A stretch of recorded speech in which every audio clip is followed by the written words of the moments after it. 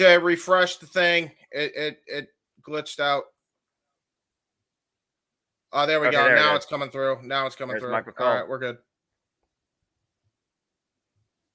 And you hear Michael Cole right now. All right, we're live, guys. I think we're live. Yep, we are live. Ladies and gentlemen, welcome to this special, and I mean very special, members only live watch event here, part of the WWE Media affiliate Cast AD Studios. Well, isn't a members only. I think he only did that because he was in a rush.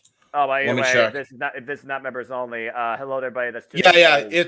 It's live across all major network affiliates.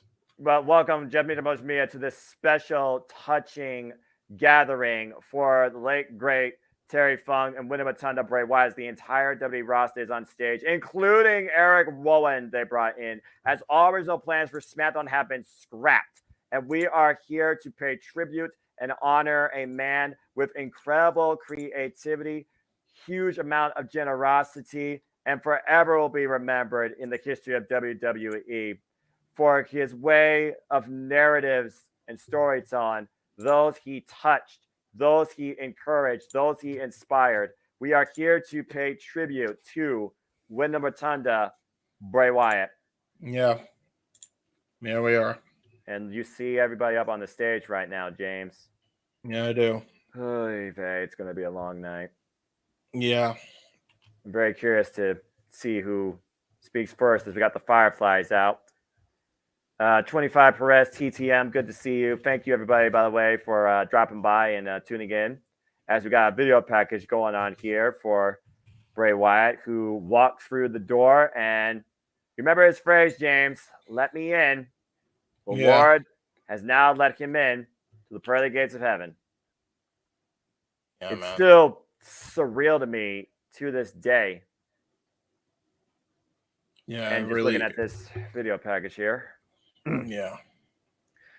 Raymond, good to see you. Daniel, good to see you. Yeah.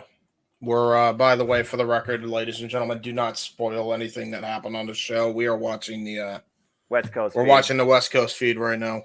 Live. So we are #SpoilerFree, and we hope you all enjoy the ride with us as we take a trip down memory lane to honor again Bray Wyatt. Again, Husky Harris, the rookie, to Cody Rhodes being the pro, the eater of worlds, the brother, the pioneer of the Wyatt family, Luke Harper, Eric Rowan, Braun Strowman, who joined later, countless influences among John Cena, Randy Orton, Undertaker, Kane, Miz, R-Truth, Chris Jericho, Daniel Bryan, Roman Reigns, Alexa Bliss, Firefly Funhouse, The Fiend, the real Wyndham Rotunda, Bray Wyatt brought back, conflicts with himself and Uncle Howdy. The amount of creativity this man brought forward to us in such a short span of time, James, will never be equal to the capacity that he did, or such a degree of horror inspired, creativity, to say the least. Yeah. Daniel, good to see you. I'm trying to keep the conversation going because I know people don't want dead air, but I know everybody can talk about these moments. I mean, again, when you literally get that nod from The Undertaker, that goes to show the level of trust and potential you have in this industry. There he is, Triple H holding the WWE Championship after winning at Elimination Chamber. Again, I saw The Fiend debut live at SummerSlam 2019 when he took on Finn Balor. And of course, Bray Wyatt even got his own custom championship, the Fiend belt. That's good. I'm not going to say it because we're underneath the time span. Daniel here, let's see what you guys say. The time we hear about Bray Wyatt should be a WWE Hall of Fame induction. My question for you guys, who should be the one to induct him? James, what's your thoughts on that?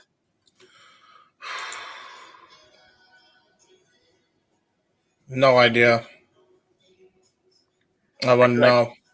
I feel like some people would say Braun Strowman because technically he is the godfather right now of his child. Again, our deepest prayers of love, support, and strength and condolences to JoJo and Savannah.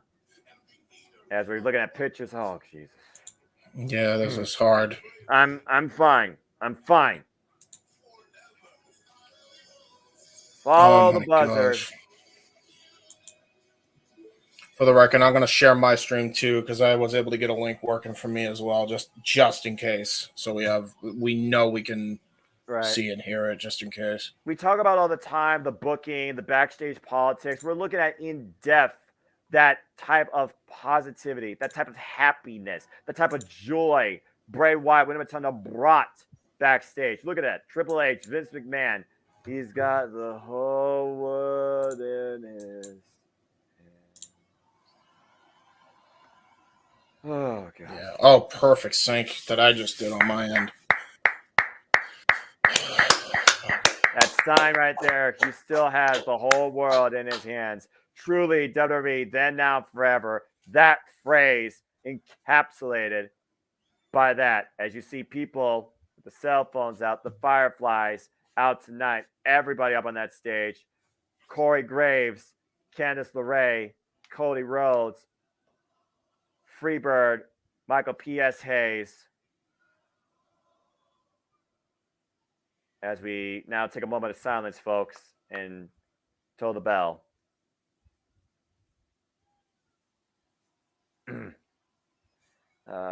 If you didn't watch today's festivities in the multiverse with me, courtesy of the Simple Man's brand, you can saw the tribute we gave to Terry Funk and Bray Wyatt with the bell ringing. So, yeah. Oh, there's the rocking chair. Jesus. Never has a simple instrument of seated comfort hold such volume without anything in it. Oh, brother. All right, as we are on our first commercial, please welcome the master of ceremonies here, the CEO of Cassidy Studios, the Renegade, JJ Williams. JJ, the floor is yours. Hello, gentlemen. I apologize for my absence in the beginning there. I had to take care of a couple things, around the house that I had neglected because of how late we ran in the predictions panel. Right. I don't know if you have audio on your end, if you're hearing James's thing, but there wasn't complete silence there, Noah. The crowd was singing "He Has the Whole World in His Hand." That's as they then panned to the chair. Yeah. Jeez. Yeah, that's why I have a stream on mine as well, just so that way Noah can hear, because there is apparently audio issues on your end, JJ. Well, I had it muted because I don't know about it picking up on my microphone and everything. But you don't want to get a copyright strike. And don't worry, guys. The video itself speaks volumes for me, as I see this tweet right now from Hollywood Hulk Hogan. Brother. Yeah, for Terry. Yeah, I have a stream to sync up with. So we all got a way to watch it. As long as we all get to immerse from it, exactly, and we understand what's happening and are able to bring our thoughts towards it, that's what's most important. Let's go ahead and look at the chat here in a moment. I'm not going to be able to bring up the comments because I don't want to close my window and then have it mess up for you guys. So yeah, we're good. We got it. Yep, I got you. Let me go ahead and take a look at this here for you. Emmanuel says, a bit too early for an induction, in my opinion, but if anyone next to LOL, Bull Dallas, his brother, Bull Dallas should be the one. Bull Dallas. Yeah, for sure. People even said that Bull Dallas was Uncle Howdy. Elizabeth here saying, surprised you two are up this late at night, but I see why. Anyway, got you guys on now as I'm listening to Braves baseball for San Francisco, California. In for a long night. Elizabeth, I appreciate your support as always, my friend. Good luck to your Braves. Raymond here with a question, JJ. Why do they refer to Terry Funk as the cowboy? Because he's from Amarillo, Texas, man. He's middle-aged and crazy. He's the cowboy. He's the hardcore legend. Before there was Mick Foley, there was Terry Funk. Mick Foley idolized Terry Funk. There you go. Yeah.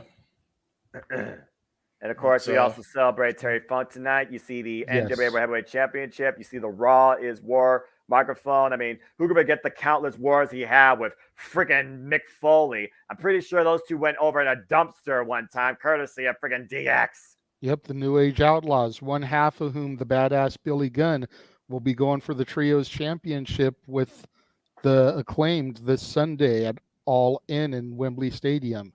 And stay tuned for our coverage, folks, for that here on the WWE for me. Please check out Steve Did if you get the chance. It was a fun conversation with me, JJ, James, Justin, Jeff, and Chris.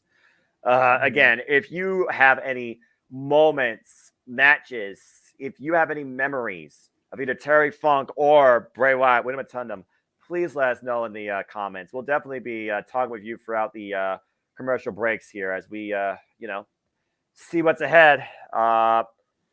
Let's see here. Emmanuel, don't forget the long history, Mick versus Terry. Like, didn't know expanded decades. Fact. And here we go. We're about to come back onto the air here. All right. Let's see what we got in store here first. Sylvester Stallone, rest in peace, Terry Funk. Great wrestler, winning man, as tough as leather. Triple H, every night in cities around the world, Terry Funk left in the ring business for her fans. Ric Flair would treasure my memories with Terry Funk forever. Sami Zayn, Terry Funk, unique performer. Condolences to the family. Love for his passion. And as we said earlier, Hulk Hogan, God bless Terry Funk. Only love for you, brother. Kevin Owens, he doesn't come here there's nothing anymore, but Terry Funk's name I'll never forget. John Bradshaw Layfield, paying respect to this Texas legend. Mick Foley, talking about the countless times he had. It was an honor to know him. Yeah, man. Talked to Terry's daughter, Brandy, who gave him the awful news. All right, here we go.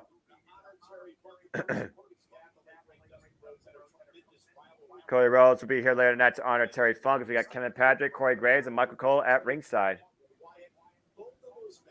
Whew. At the end of the day, no matter what you think about somebody, they were here for our entertainment. And both men did that in extraordinary capacity in their own way. And it looks like we're going to get our first bit of action here with the current United States champion, Rey Mysterio. Of course, Rey Mysterio beat Austin Theory, as you know, JJ, for the United States. Well, look at this, LWO shirt. I wonder if he's actually wearing the title. Of course, it's not about anything tonight, but again, honoring these two all-time greats. But you want to talk about another all-time great? Now WWE Hall of Famer, win the Hall of Fame this year, Rey Mysterio, who of course endorses the LWO. Yeah. Oh, again, it's gonna be a heavy night, but it's SmackDown. You gotta get some sort of wrestling, I suppose. And funny enough, Rey Mysterio, I don't think he necessarily had a lot of history with Bray Wyatt, but we know he had conflicts, of course, with like Braun Strowman in the past. We know that for a fact. And you see him wearing the armband, by the way, honoring Win Rotunda, Bray Wyatt. I didn't realize that Bray Wyatt was a third-generation wrestler. That's correct, Raymond. Of course, we talk about the Wyndham family, or excuse me, the Rotunda family. The funny thing is, I actually went on TikTok because someone shared some with me. He actually talked a few hours earlier today. He knew that the door was calling for him to be let in. And it seemed like he was at peace with it, but it was also an encouragement reminding us to really love and support each other. But I don't think there'll be no love here, JJ, as you and I will call the rematch between Rey Mysterio and Austin Theory for the United States Championship. Will the USA become A-Town down once again?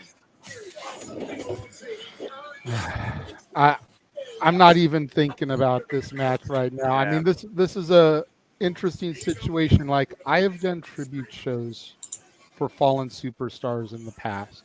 Right. I've never done a watch along as it happens for a tribute show. So I apologize if I'm not completely focused on the story for Payback or whatever.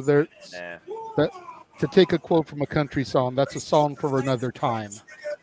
I think someone thought I was coming through, by the way. Just want to make sure we don't get copyright strike. Yeah, I think it might be JJ's, by the way, from his TV. No, I'm still muted. I'm low enough on the TV. It's not my TV. Yeah, it's not my feed because I'm on 27. Yeah, and my stream is muted, so let me just go ahead. That'll be you, James. Let me just go ahead and run a quick test. I'm going to mute myself. Everyone be quiet for 5 seconds. Was you? It was you, Noah. Not sure. It was me? Yeah, it was you. Oh, wow. I can't believe it was that loud. Anyway, there we go. I fixed. Anyway, yeah, again, tonight, we really don't give a yin yang about Payback. The Payback might as well not exist. This is just a whole different feel. I feel like you should just have like, I can't believe it. I know WWE did this for the pandemic just because they had the library. Tonight, you should just have people talk and play back some of his greatest matches. Sorry, folks, we don't really give a damn about what's going on right now on screen. We're going to talk more about Bray Wyatt. So I want to go around and let's not exclude Terry Funk in this too, though. No, not Yeah, at all. I understand that Bray Wyatt was the active superstar on the roster, Which and for the most part, that is who they are honoring tonight. Right. But we need to make sure that we don't omit Terry Funk in the conversation because he passed away the day prior. Yeah, can you believe we lost both these men in the span of back-to-back days? Yeah, It's and like less than absolutely 24 insane. hours, we got the information about both these superstars. It's absolutely one legend insane. and one surefire legend. Yeah, for real, legends for life. Okay, we're gonna give him what you forever and more. I don't give a damn what you tell me. So they said in the Sandlot, heroes get remembered, but legends never die. Legends live on forever. Let's see here. Just so yeah, to your point, Noah, we apologize to the viewers if we're not calling the action move for move like you're used to on a Jeff Meacham Network watch along. Grayson Waller, we got bigger fish to fry. We're standing tall right now, acting cocky. We will try in the moments of both Terry Funk and Bray Wyatt, respectively. Yeah. Okay. JJ. For a moment. Yeah. So JJ, if you have any like tabs open on Google Chrome besides the one that you have open, it is slowing you down a little bit, man, making you reroll. So, but I did hear what he said. I'm going to look at these comments real quick, and I'm going to ask you both a question regarding both these men here. Let's see here. Emmanuel says, "Poor Rick, slowly by slowly, his brother in ring fading away. Kind of sad to see. Swerve Show, good to see you. Super sad episode. What's everyone? Leave that like. Appreciate that, brother." Elizabeth was 11 years old when I first watched Terry Funk, aka Chainsaw Charlie. His WrestleMania 14 title match, one that I'll remember for a long time. And Marshall, the Mighty One Leonard here. Bray Wyatt to be in WWE Hall of Fame 2024. James, you and I, we both grew up in the land of extreme, just like this gentleman here, but I'm going to start with you. Terry Funk, I mean, Elizabeth just pointed out one of his matches right there. We also know aka Chainsaw Charlie. If we're looking at generations, let's figure out this. Terry Funk passed off Chainsaw Charlie to the former Dean Ambrose, aka John Moxley. You know John Moxley is going to carry that with him for the rest of his life. Now, of course, I don't be on the social media, so I don't know how John Moxley's been affected by both of these passings, considering his history with both men. But let's go ahead and all right, I see you. Let's go ahead and talk a little bit about Terry Funk. James, what's some of your fondest matches that you recommend to maybe educate the uneducated or the curious when it comes to Terry Funk, whether it's WWF, ECW, NWA, New Japan? What's some of your fondest memories? Oh, some of my fondest, I'll tell you. As far as memories go, when he won the ECW title the first time, and then his only title defense of that being Born to be Freaking Wired. I'm coming in Rero now. Great. Hello. Apparently I'm coming. Yeah. I know why that's happening. Give me a moment. You're good. Latency is Sounds always good on my end, James. I was hearing you clearly. It's just the video. Yeah, the video was. Yeah, hold on, because I'm having lots of issues out of nowhere because things keep opening up that I'm not running on Discord. Or no, like different. Yeah, like I have to open up taskbar just to get rid of some of the shit. Anyway. It's all right, man. Continue. Yeah, why is Edge open? I'm not using Edge. Hold on. I had to end Edge as well. So there we go. Hopefully that solves that. And I'm closing a bunch of my tabs right now. So. Yeah, so I think some of the matches that I would recommend. Yeah, Born to be Wired. Obviously, if you could seek it out, the King of Death tournament with him and Foley. His match with Ric Flair. Phenomenal matchup for the NWA World's title way back in the day. his match at ECW One Night Stand 06 with it was a 6-person mixed tag with Edge, Lita, and Mick Foley versus Terry Funk, Tommy Dreamer, and Beulah McGillicuddy. That is one of the all-time craziest things. Crazy. Dude went in the barbed wire again. Basically took what he was doing there and just freaking kind of turn it up to 11. Put it that way. I mean, exploding barbed wire, Mick Foley, freaking. That was an exploding barbed wire match, folks. You want to go watch that crazy nonsense? I'm just saying. Anyway. Yeah. So there's all that, and like I would genuinely probably go with there's the ECW match that he had, the one before One Night Stand, that event. I think it was Hardcore Homecoming. He had a really good triple threat with Shane Douglas and Sabu, I believe. So those would be the ones I'd recommend the most, I think. And in addition to the ones that you said, I'm not sure if you touched on this one, but I'd say the one from Barely Legal also. That's the one. I did. About. Yeah, the one he won the ECW. I want to say it was him, Raven, and Stevie Richards. Yes, and following that, him and Raven as well. We're back live with action here. Commercial over. Rey Mysterio still taking on Grayson Waller. When it comes to Funk, for me, I'll always remember, I think it was either the Rise and Fall of ECW or it was something else. Maybe it was Paulie's documentary. But he was talking about, or no, maybe it was Beyond the Mat. That's the other one I was thinking of. It was either Rise and Fall or Beyond the Mat. And Paulie was talking about Funk and how Funk was always so willing to give to the next generation to make sure that there was wrestling ready to take over for when the Flairs, the Rhodeses, the Funks passed away.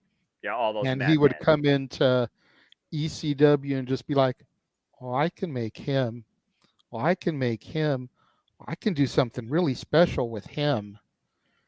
And just the gentle teddy bear that seemed to reside inside of the Funker, as opposed to this middle-aged and crazy madman that he portrayed in the ring. You know, I joked around on the Greg Cherry show, said he was born middle-aged and crazy. Yeah, of course there was no toddler years for the Funker. There was no, elementary school kid. He was middle-aged and crazy at birth. Yeah, big time. Born out of the womb with the first word he had was chainsaw. Right. So again, let me just say to the people in the chat room that are leaving comments, I apologize. Your comments are not coming up on screen. If I close this tab that I'm using to stream the show so that the other gentlemen who are on the East Coast can see it, then, I can't get to the comments. So Noah's reading them. If any of you guys super chat, thank you in advance. We will make sure to bring them up and acknowledge them as soon as we can. You'll still get a verbal acknowledgement even if we can't bring it up on screen. So heads up to the 12 people that are watching right now. Thank you for tuning in for this very special event. Yeah, where again we honor two of the all-time greats, generational. We talk about them champion, generational talent. These two were one-of-a-kind talents in their generations for two whole different reasons, but both truly deserve respect and honor. Let's take a look at some comments here before we talk a little bit more now. And Rey Mysterio in the ring, a generational talent. Grayson Waller wants to make himself one. The viral jabroni, if you will. We just recently lost the viral spectacle. Yeah, a viral moment across all the social medias. Anyway, let's see what we got here real quick. Let's see. Terry Funk's favorite match of me and his hardcore matches with Mick Foley and ECW WCW by Marshall. Emmanuel Dominguez. Terry really influenced a lot of Tommy Dreamer, Mick Foley, and other wrestlers. Eddie Kingston, just saying. Those underdogs that weren't supposed to get over. It was because of him, in my opinion. And the biggest underdog of the business today that has become a favorite in a lot of fans' eyes with his sympathetic story from the Tribune, Eddie Kingston finally winning a singles championship, the British Strong Championship. Marshall, Terry Funk was the influencer of Tommy Dreamer and Foley and Dean Ambrose, a.k.a. John Moxley, as I alluded to earlier. Pretty damn. I'm calling it now. John Moxley brings out Chainsaw Charlie at Stampede. Boom. That would be awesome. Swerve Show also agreeing with Marshall there, and Marshall here, two of the most generational talents, as I alluded to.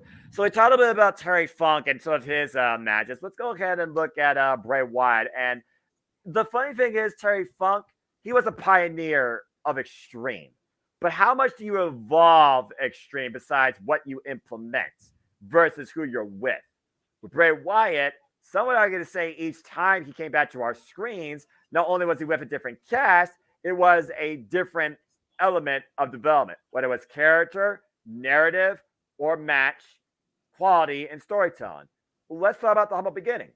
For those that don't know, Bray Wyatt, aka Brenda Rotunda, he did start off in WWE Developmental. Before it was called NXT, it was called FCW. But before that was even a thing, there was NXT, the reality, I like to call it. It was a reality game show.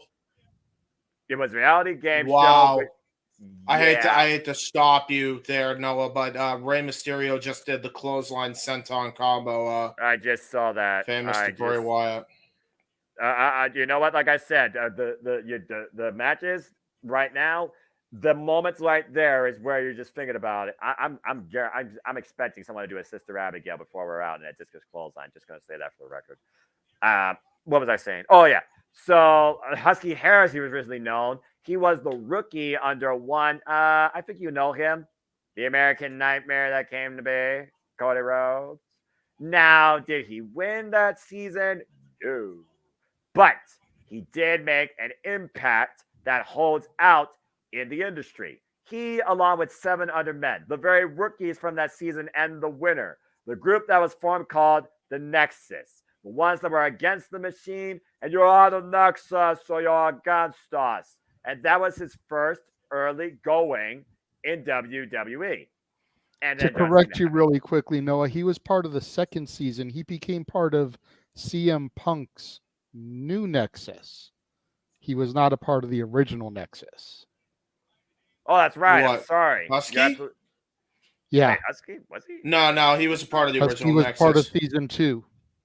So he was a part of season 2, but he joined Wade Barrett's Nexus before Punk took it over. He was a part of the original Nexus. That's Mason Ryan you're thinking of. Yeah, and that's fair because there were 2 different inaugurations of the Nexus. Yeah, the straight edge one where everybody was disciplined, including Husky Harris, and then of course there was the original Nexus, the 8-man that became 7 after Daniel Bryan was basically the one odd one out, and then the whole story behind the Nexus, folks, that John Cena regrets to this day. So anyway, and then of course we go beyond the Nexus. He finally was able to develop a character in one Bray Wyatt. And this guy that came onto the scene in FCW, the narrative he told and the family he created, where he says, I have not followers, I have only brothers in a common cause. And this guy that came out like a preacher to a certain following that developed, that became NXT. There were some subtle teases, tangents, some vignettes talking about, we're coming. And it was just him in this barn, this weird country rural area. Again, if you play Far Cry 5, you might think there's a correlation here. Right. And, of course, brought on to Monday Night Raw was the Eater of Words and his family, Bray Wyatt, and the Wyatt family. And, of course, we go from there. Now, JJ, you were talking about the whole season 2, Husky Harris, and the Nexus development, the Nexus evolution of Husky Harris that became Bray Wyatt. When you first saw this gentleman, before the hat, before the crazy shirts like I'm contributing, and of course the rocking chair and the, what do you want to call it? Sermon on the Mount aesthetic. What was your take on this superstar in development? You know, when he was just Husky Harris, I thought that he had something, but there was definitely an element that was missing. Right. You know, you could see that there was something special in him. Both him and Michael McGillicuddy, who came in at the same time, who would go on, of course, to become Curtis Axel. You could see that there was something special about them because of their pedigree, if you will, their legacies. But you could also see that they weren't quite there yet. Like, you needed to throw it back in the oven for another 5 or 10 minutes to really get it cooked. and Husky post Nexus, going back to OVW, FCW, developing the Wyatt character was exactly what it needed. Hey, not for nothing. Apparently Cena's coming back at Hershey. Yes. He's supposed to make his return to SmackDown next week, September 1st. He's going to be part of the Superstar Showcase that's going to India. The $1 million question is he just coming for those couple of episodes, or is this going to be a legitimate run? Because everyone's talking about the possibility of number 17 for Cena. Well, that could be a conversation definitely for another day, but continue Absolutely. your sub-tangent on the evolution of Husky Harris. Absolutely. But yeah, like you could see that something special was there. He just needed to bake a little longer, needed to cook a little bit longer. And that's with that extra time in FCW and the development of the Wyatt haven't been on any of the shows that have done like tributes to Bray as of yet. Obviously, we're going to talk about him on Open Mic Night tomorrow. Oh, but big time. The majority of his prime run was when I wasn't watching. Yeah. I saw his debut. I saw a few of his matches. I never got to witness him live because I want to say the last show that I saw live was SummerSlam 2012. You figure by SummerSlam 2014, I wasn't watching anymore. So I don't think I went to a live event after 2012 SummerSlam. So I never got to experience his entrance live. I did love his theme song. The Catching Flies, which I believe it's officially titled Live in Fear. I remember getting to see him come out at WrestleMania with the band performing him live. Yes, that's correct. So I do remember seeing that, but the majority of his evolution and becoming the Fiend and the Firefly Funhouse and all that stuff that people treasure about him, I missed. When I started to dip my toes back into the water, it was Pandemic Mania. Alexa had gone crazy. She was kind of his female sidekick. Yes. She was doing the whole thing with Randy as we were starting to build to this match between Orton and Bray at Mania. Yeah. Which Orton then won. So all of that hype and that build they did, and then they buried Bray at Mania. And then he was fired shortly thereafter. Yes. The White Rabbit stuff I think about fondly because we all speculated what that was. And then when we did the watch along for that Extreme Rules, we had a white bunny up in the corner the entire time of the show. We did. Just because it was such a great shtick. It was brilliant. And then, of course, Bray made his return and the crowd freaking went nuts for him. Yeah. And then they built to that Pitch Black Mountain Dew match with L.A. Knight. Yeah. Which fell flatter than a prepubescent girl's chest. I'm just saying that match was so bad. Damn. Yeah. Fell so flat. And for that to be his final match in the company, like, damn. Yeah. Really? Like, that's what his legacy is going to be? It's a cruel irony with how much we love this man and wanted to see his blossoming creativity. Oh, shit. Speaking of blossoming, Braun Strowman with Insta-Thing here. World lost. Big E here giving some goodbyes. Boyish charm indeed. Rhea Ripley, lost for words, broken heart, R.I.P. The Miz even. Of course, The Miz faced literally Firehouse. Kevin Owens, the most creative, unique minds. One of the kindest I've ever met in the industry. Barely between Lappy, able to witness his greatness. She's in absolute disbelief. Got the hormones head. Dwayne The Rock Johnson. Thank you for the house, as always. Tremendous respect and love for him and the Tunda family. Who can forget WrestleMania 32? And then, by the way, the Braun Strowman picture literally had him holding his daughter. Oh my gosh. Jeff JJ, a tremendous, by the way, soliloquy to Crazy. the evolution of Winnie of Bray Wyatt and the way that you basically engaged in his rise, even when you weren't there the whole time. Let's go ahead and look some comments quick before I give it to James here. Bray Wyatt's greatest matches were as part of the Wyatt family, in my opinion. Wow. Would rather remember him as Bray Wyatt than as Husky Harris, because to me, Husky Harris really didn't want to compete on that show back in 2010. Chris Winland, God damn it! If Bo Dallas was Uncle Howdy, then he would have been on SmackDown. Well, okay, that's a hot take, but I understand your emotion. Do you think Uncle Howdy was Bo Dallas? They just didn't have him show up to prove it. And Robert Baba, I think he means amen. Appreciate your viewership here, though, sir, if that's what you meant. James, the evolution of Bray Wyatt from Husky Harris to Eater of Worlds to basically the guy that made you follow the buzzards, that opened your eyes, that let you in, yowie wowie, and of course, really showed us the real Bray Wyatt, who he is, and accepts who he is when you got the Uncle Howdy and stuff. So, again, James, what's your thoughts on the evolution of the man that we got to know as Bray Wyatt from Husky Harris? Man,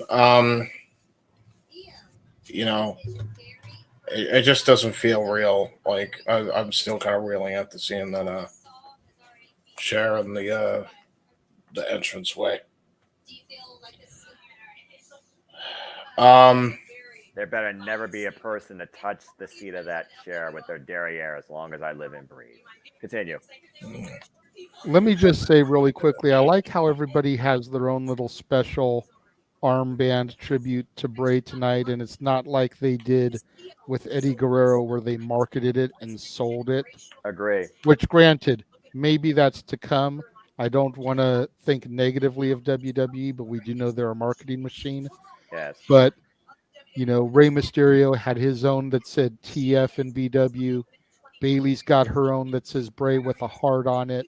Yeah, Bailey style. Not yeah. everybody seems to have one, and the ones that do seem to have a little bit something special, a little bit more personal to them, if you will. Yeah, I think Bailey was actually part of that inaugural class at FCW with Bray Wyatt. So I can understand Bailey definitely having that at least as well. Because, again, JJ, you watched NXT, my NXT, what it used to be. But, of course, for that, it was FCW. And that truly was the origin, the genesis of what became NXT when they first came part of the WWE Network and had their first NXT takeover, quite literally, when they arrived. So seeing Bailey with that doesn't surprise me at all. In fact, I think there's a special on the network. I don't know if you've seen it.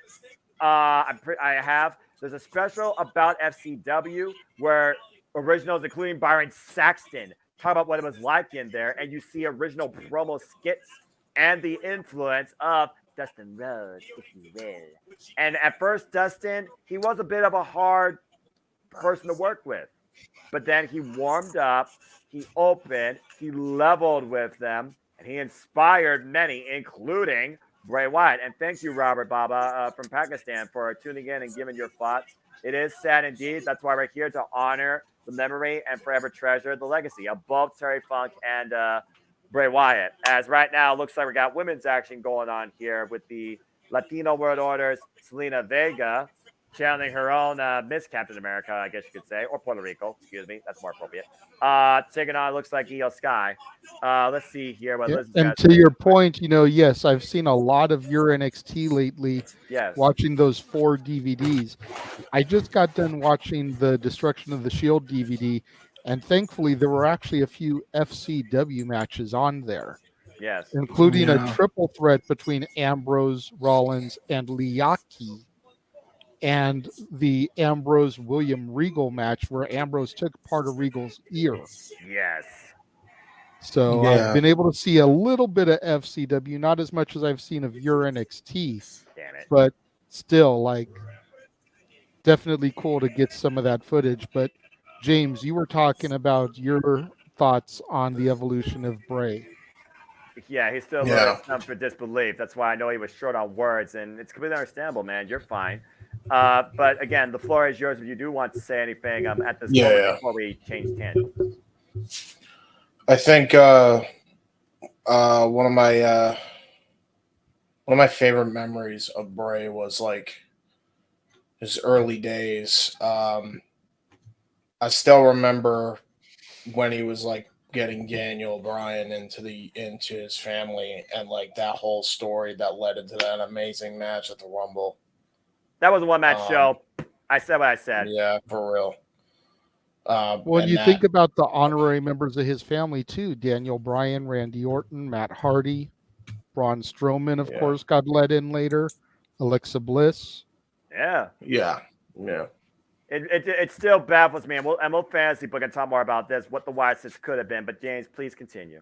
Yes. So that would be like one of my favorites. I think just in general, I can't really pinpoint a match per se because there was a lot of great ones that I can remember of Bray. In all creative circumstances of his persona. Continue. Yeah. I would probably like even the one he had with Bryan later on as the Fiend was great. But I think more so he was the promo. He was just such a great promo. I think I said it. I said it in the WQ chat. I never, he kind of took a lot of inspiration, I think, from what Raven was doing. Absolutely. And I mentioned that because, none. You could see it. And Jake the Snake too. Yeah, Jake and the Snake. And horror movies and paraphernalia from 80s and classics. Some stuff you've probably even seen. Yeah, but I don't think he's taken the Raven-esque character as far as Bray did. Like, Bray was a whole different animal with it. And definitely. Yeah, it's just to go to my NXT without Bray, there's no Joe Gacy. Exactly, JJ. You took the words right out of my mouth. Yeah, without Bray Wyatt, there's no House of Black. You could even go that far. So without Bray Wyatt, there's not a lot of insert here, not just from a character standpoint, but I would say from a inspired persona standpoint. You think about all the storylines that he really put into further people's careers or encourage them to show some creativity. There's a reason why Alexa Bliss wanted to work so close with him, and she got the chance to do that. Hey, by the way, JJ, let me know when it's on commercial on your end because I'm syncing it up with I think your feed currently. I don't know if I'm on commercial right now. All right. Okay, so you're watching on Hulu, just on computer, or I'm watching it on Hulu on my TV, and I'm feeding the computer to Noah. There you go. Yeah, so am I. Let's see what else we got here. Good stuff, James. Elizabeth, Red Wyatt's age and same age I am right now. Not supposed to expose your age. I turned 37 in November. I couldn't believe someone same age as me is now gone from this world. Really hits hard. Well, again, as JR says, tomorrow's never guaranteed. As it's well known, life truly is a vapor. As I always try to encourage, appreciate today, for tomorrow is a blessing. Be grateful for life and for those around you. Treasure your families. So, Elizabeth, just know I treasure you as a friend, and don't let this breathe any worry, fear, or anxiety in your head. That's all I gotta say about that. JJ, it's not on the live feed right now. It's very far behind. I could tell by the player. Well, we'll get the idea. It is what it is. The stream is synced up to what I'm seeing on the TV. Incredible.com. Okay, let me in. Well, what's that QR code? Let me in. 555. Yeah. Oh, look at that. Debut. Someone scan that QR code so you can actually go see. Well, I don't need to do that. Excuse me. Again, in 2019, I saw that debut. It was surreal to see that character live. It was surreal to see that moment with an all-white adorned Finn Balor, which I'll talk about more later. Currently, right now, the women's championship's on the line as Selena Vega takes on Io Sky, in case you're all wondering. We're keeping you in tune. But again, this is about honoring legacy, appreciating history, showing humility. Yes, something to point out, gentlemen, and I saw this pointed out yesterday on social media, so I don't know if either of you saw it. but just something kind of eerie to think about, because about a month ago, we lost Paul Rubens, the creator of Pee-wee's Playhouse, Right. Yeah. of whom the Firefly Funhouse was heavily inspired by. Absolutely. I didn't even think about the correlation, though, between the time of loss, though. It's a scary, scary thought. And I would never consider Bray Wyatt extreme to a degree because WWE, you don't really do that. Yeah, no. But he was not their mold, their fit. He was his own entity. And he showed that through his creativity, just like Terry Funk did. Absolutely. Anyway, let's go ahead and look Zelina at with a nice reversal for Io Sky. Try to give Yeah. a little bit of commentary on the match. Well, let's also put this in perspective. Bailey is being haunted right now, considering we're going to Halloween season, your favorite time, JJ, is being haunted right now by one Chelsea Blackheart, who will not stop at any means necessary to take the hair off her head. And you wonder if that's on Bailey's mind. Oh, man, mean kick to the back. And again, Io Sky putting the boots to Zelina Vega. This is Zelina Vega's second ever, by the way, singles championship match. How's that for a crazy retrospective? I know, right? And I do love Halloween, but technically Christmas is my favorite holiday. Okay. Well, Yeah. True that. There's the cover by Io Sky over the leg. Gets a 2 count. But then again, there are those times when two holidays collide, right, Jack Skellington? I'll be right back. I'm just gonna get a drink, but the No audio worries, will still man. be Go for playing. it. No, you'll still be able to see my feed. I should. Yeah, should you're be able fine. to anyway. The roll up by Zelina Vega. Roll through. Ooh. Followed up with a nice kick. It was like it was like almost basically a kick in motion when you think about the way she rode through, going for maybe attempted cover, and then she was able to, change gears, but ripped off the top rope, sent hard down to the ring. Dakota Kai, of course, still not clear to compete. Here's Io Sky with the cover to retain, and a 2 count again. And again, for the 12 people of you guys that are watching this, very special last-minute decision, impromptu watch-along as we take a look at WWE Smackdown tonight. East Coast has already seen it. We're doing the West Coast feed, which means Noah is staying up past his bedtime. Thank you very much, Noah. But if you guys are appreciating this, if you're enjoying it, like, subscribe, share the video. If you've got it, super chat, not required by any stretch of the imagination. Y'all went above and beyond last week on open mic night. But if you want to throw a few dollars our way for this presentation we're bringing to you, it would be greatly appreciated. Zelina throwing some kicks to the face and midsection of Io before running her into the corner. JJ, I don't think he'll appreciate those kicks, but right now, Io Sky has definitely been thrown off her game as Zelina Vega picks up momentum, takes the champion off her feet. Bailey and Dakota Kai don't look that worried, but again, Zelina Vega, I would think that she's one of those underdog stories waiting to happen. I mean, she is literally being guided by one Rey Mysterio, who, of course, got the gold at WrestleMania 22 in honor of a friend that passed along his way, and that was, of course, Eddie Guerrero. Orale. Zelina Vega in the driver's seat now, going up to the second rope. What's she looking for here? Feeling some Latino shimmy. Oh, of her own tonight. Again, Latino World Order. And a big meteoric hit. Here's the cover. Hook of the leg, Nuceno. Oh, that was close. That might be her best shot yet. Did she call her best shot, though? Hell of a meteor as we take a look at that replay. Yeah, again, Io Sky, one of the longest holders of the women's Money in the Bank briefcase, was able to successfully cash in on the EST of WWE at SummerSlam. A springboard missile drop kick off the top rope from the genius of the sky, the former World of Stardom champion, much to the pleasing of Damage Control. Take a look at the replay here, JJ. Look at the distance. The reason they call her the genius of the sky, and a beautiful kip up following it. And with the power again, counter to DDT. Oh my good grief! And you see how Sky grabs in the back of her head. Spider. Immediately, Dakota Kai and Bailey showing a bit of concern. And the thing, Damage Control established a little bit over 1 year ago at SummerSlam. Now with the richest prize in the women's division on SmackDown, the Singles Championship. Io Sky though hoists Zelina Vega up. Ooh. Oh man! Oh! Planted, And I mean that to the highest degree, as both women are down. The ref starts his 10 count.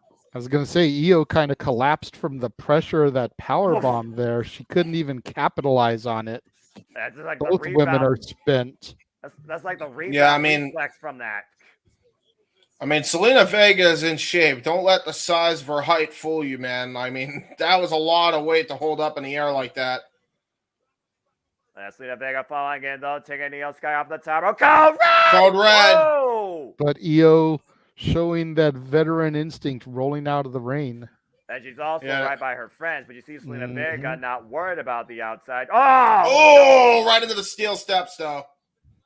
It's one of those things, JJ, I think about, do you take the chance knowing there is an outside party that could cause interference? Selena Vega looking to follow quick with the champion, and the champion immediately capitalized on it. And right now you see the referee starting his 10 count. Both women still on the outside. Io Sky, champion's advantage, of course. Title can only change hands via pinfall submission inside the ring. And Io Sky looking to build some momentum here. Looking to, fall again. Big run in. Fuck! Meteora. The double knees to the corner. And bringing her towards center as JJ, the genius of the sky, might be ready to fly. Moonsault prep. Rope! Done. Moonsault connects the cover, and that is it. I tell you, that gets it done every time. Good man. Io Sky with that one-way ticket to the pinfall. Again. And she retains her WWE Women's Championship. Go for broke, high risk, high reward. There is no richer reward than still calling yourself the WWE Women's Champion, and Io Sky did that tonight on SmackDown. Let's take a little replay here. Turning point here. Selena Vega sent face first into the steel ring steps, and the follow-up Meteora, shades of one Andrade El Idolo. How's that for Latino word order? And off the top rope, look at the execution of this moonsault, guys. Oh, one of the prettiest moonsaults in the business today. There's a reason, like I said, that they call her the genius of the sky. And you can still call her your WWE Women's Champion, heavily endorsed by fellow running mates Damage Control, Dakota Kai, and Bailey. Meanwhile, we go backstage to American Nightmare Cody Rhodes, who will pay tribute tonight to Terry Funk, and that is coming up next year on Friday Night SmackDown. Stay tuned. I can only imagine what sort of stories he could tell about that legend of Extreme, especially with how much his father worked with this individual, gentlemen. Just saying. Oh, yeah. The Funks, the Rhodes, the Flairs, they go back. Harley Race. Arguably 5 of the names that you think of first when you think of the NWA. And yes, I know I said only 4 last names, but you got to count Dory Funk Jr. and all that also. I was 2 waiting Funks. for you. I was waiting for you to imply that. I was going to say, because here's the thing. Hi, Jeff. I am a simple man, a lifelong fan of professional wrestling. I've only been around since 1992, but since exploring around 2002 beyond the WWF, WWE, whatever the hell it was becoming post-invasion, JJ, I've looked at so many other promotions in wrestling. NJPW, Ring of Honor, and TNA, even the NWA. I mean, heck, I was there when TNA and NWA was a freaking thing, and Jeff Jarrett had the damn NWA Championship. Just saying. Well, not there literally. I mean, as a fan, virtually. You get what I mean. Let's go ahead and take out some more comments real quick before we talk more about these two gentlemen around me tonight. Let's see here. Marshall here saying, here we go. My NXT never really changed very much. What's your NXT? I need specifics. I need more details. Marshall saying, Bray Wyatt never had a bad match. He always delivered in the ring. And also echoes our sentiment, tomorrow's never guaranteed. Emmanuel talking about, did anyone see the final video he put out? Yes, I did. And that was the only time I will ever endorse something on TikTok, let alone be on there. Go check it out for yourselves, folks. It was 5 hours prior. Brando, the gaming championship. Good to see you, my friend. I wish that he would have put the Fiend Universal Championship on the rocking chair in honor of him. That's an interesting take, considering, again, the rocking chair was not ever part of the Fiend run. It wasn't really even called back. Marshall had one last thought. Do you think Bray Wyatt will go down in history as the Michael Jackson of pro wrestling popularity-wise? JJ? what do you mean by that when you ask that? Because that's an interesting comparison. Yeah. Are you talking about somebody who constantly changed his look, his appearance, and evolved over time? Yeah.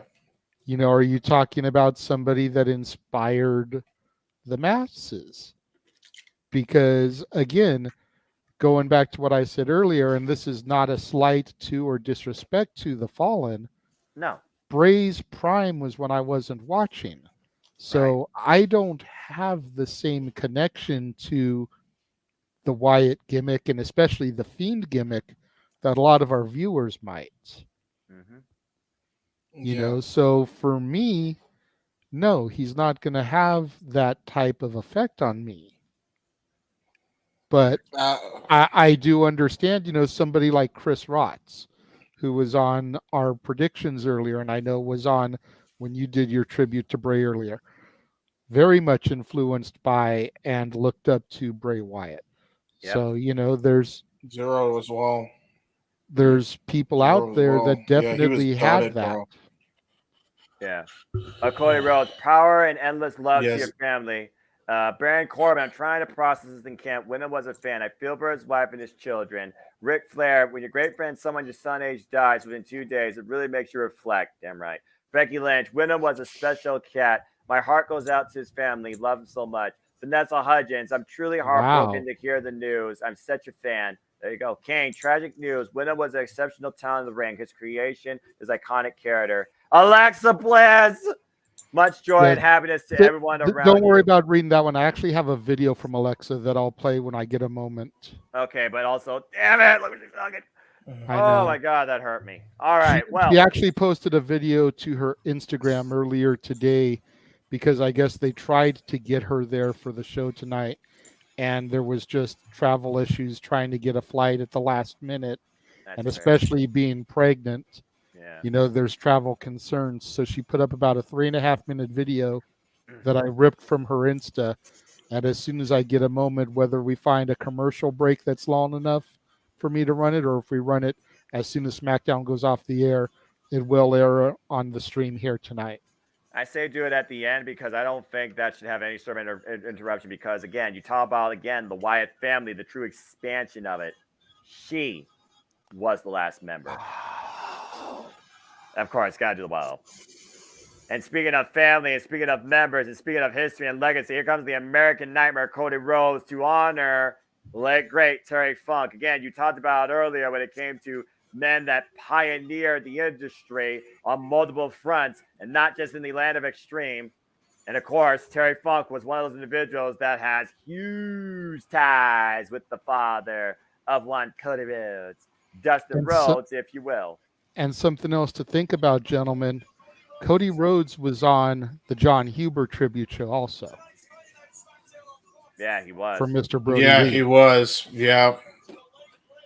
Dude, there's got to be so many emotions he's going through. Oh, my God. As if Cody Rhodes is emotional enough every day in his life when it comes to the pedigree of individual he carries himself as in and out of wrestling. I'm just saying. Wow. Again, the only man ever endorsed on screen by Brock Lesnar. Right. Let's put that in perspective as well. As again, folks, we're just taking a moment of silence here to enjoy, of course, the Cody Rhodes thing. If you want that song, if you do want to hear us engage in honoring by theme Bray Wyatt, or even Terry Funk for that matter, even an impromptu super chat, as simple as that, courtesy of Casa 18 Studios. If you wanted to do the conversation, if you want us to try and do some of the expense for identity, but in humility tonight, super chat. It's as simple as that. Let's go ahead and hear from the American Nightmare, Cody Rhodes. And since the beginning, I'm curious on what this is our first promo. Yeah. More details to that will be after Cody speaks. Yeah, exactly. James and JJ, you all can echo the sentiments after what he says here, but let's hear what he's got to say. What you got to say, Cody? What you got to say? As again, the crowd endorses the American Nightmare, Cody Rhodes. And why wouldn't they? I'm just saying. What do you want to talk about? What do you want to talk about? What a perfect way to start off honoring. Like, seriously, though, that's perfect. You're brilliant. Oh, my gosh. My jeez. I'm fine.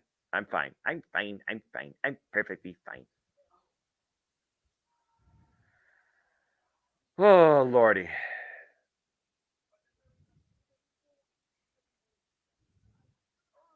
You wonder how many men he actually brand with that iron.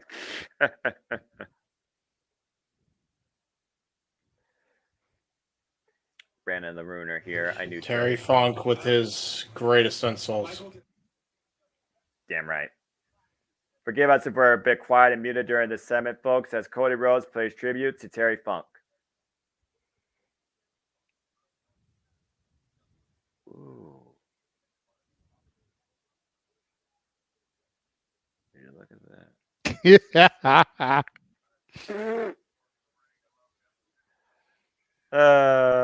Damn it. I'm not going to be well after this.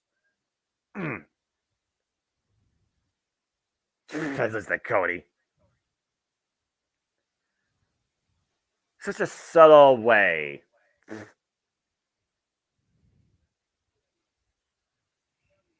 Rest in peace, Funker.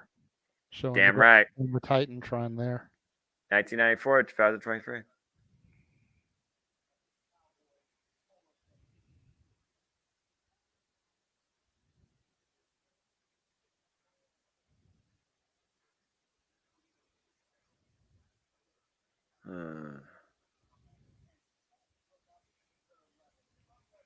Accurate.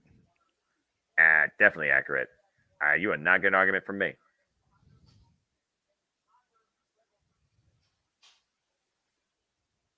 There's a word I haven't heard in a moment.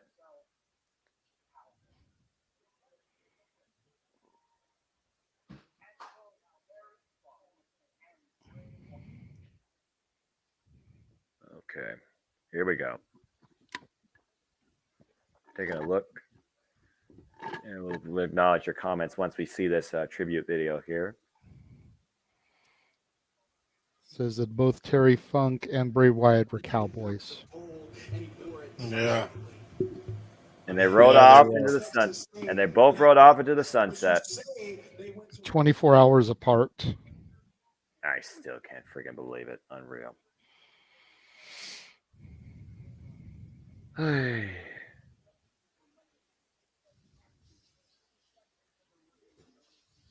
Daggum.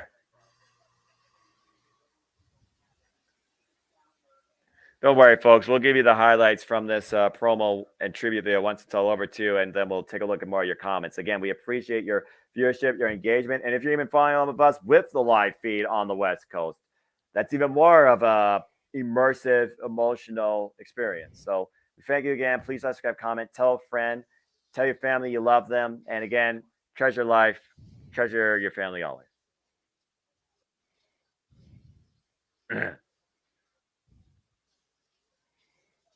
This is brilliant.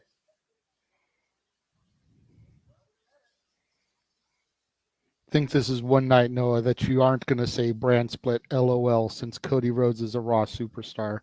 I ain't doing nothing of the sort, JJ. I ain't doing nothing of the sort. You got me there. You got me there. Trying to lighten the mood just a little bit. Yeah, I appreciate that. You succeeded. Yeah, I'm not doing none of my shticks tonight.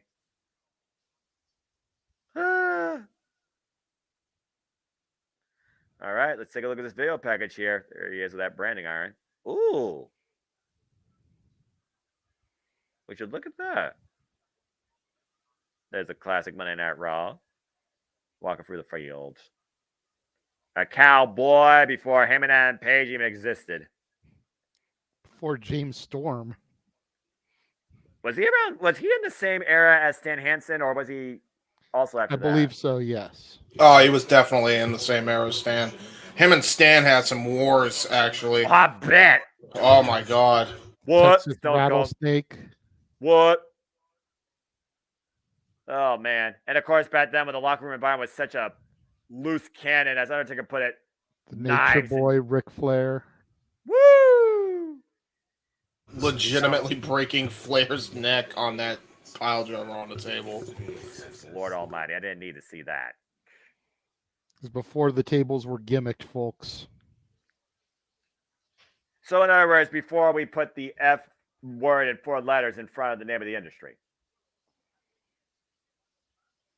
Showing some scenes from Over the Top with Sylvester Stallone, Roadhouse with Patrick Swayze. It was definitely wild there. People, freaking WWE superstars, WWF superstars were doing it before freaking Rock. Yeah, a lot of people forget he competed for all 3 brands during the Monday Night Wars. Exactly. And you even said, I am middle-aged crazy. Bret Hart. There's WrestleMania. The dumpster. Is that a fork? Yeah, that's a forklift. Foley.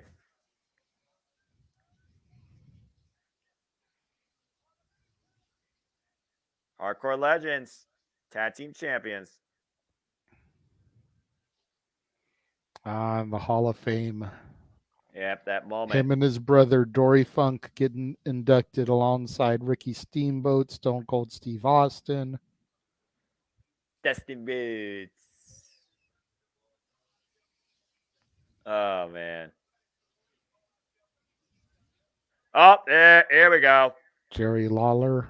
ECW, JJ. Yep. 10 pounds of gold, Sweet Charlotte.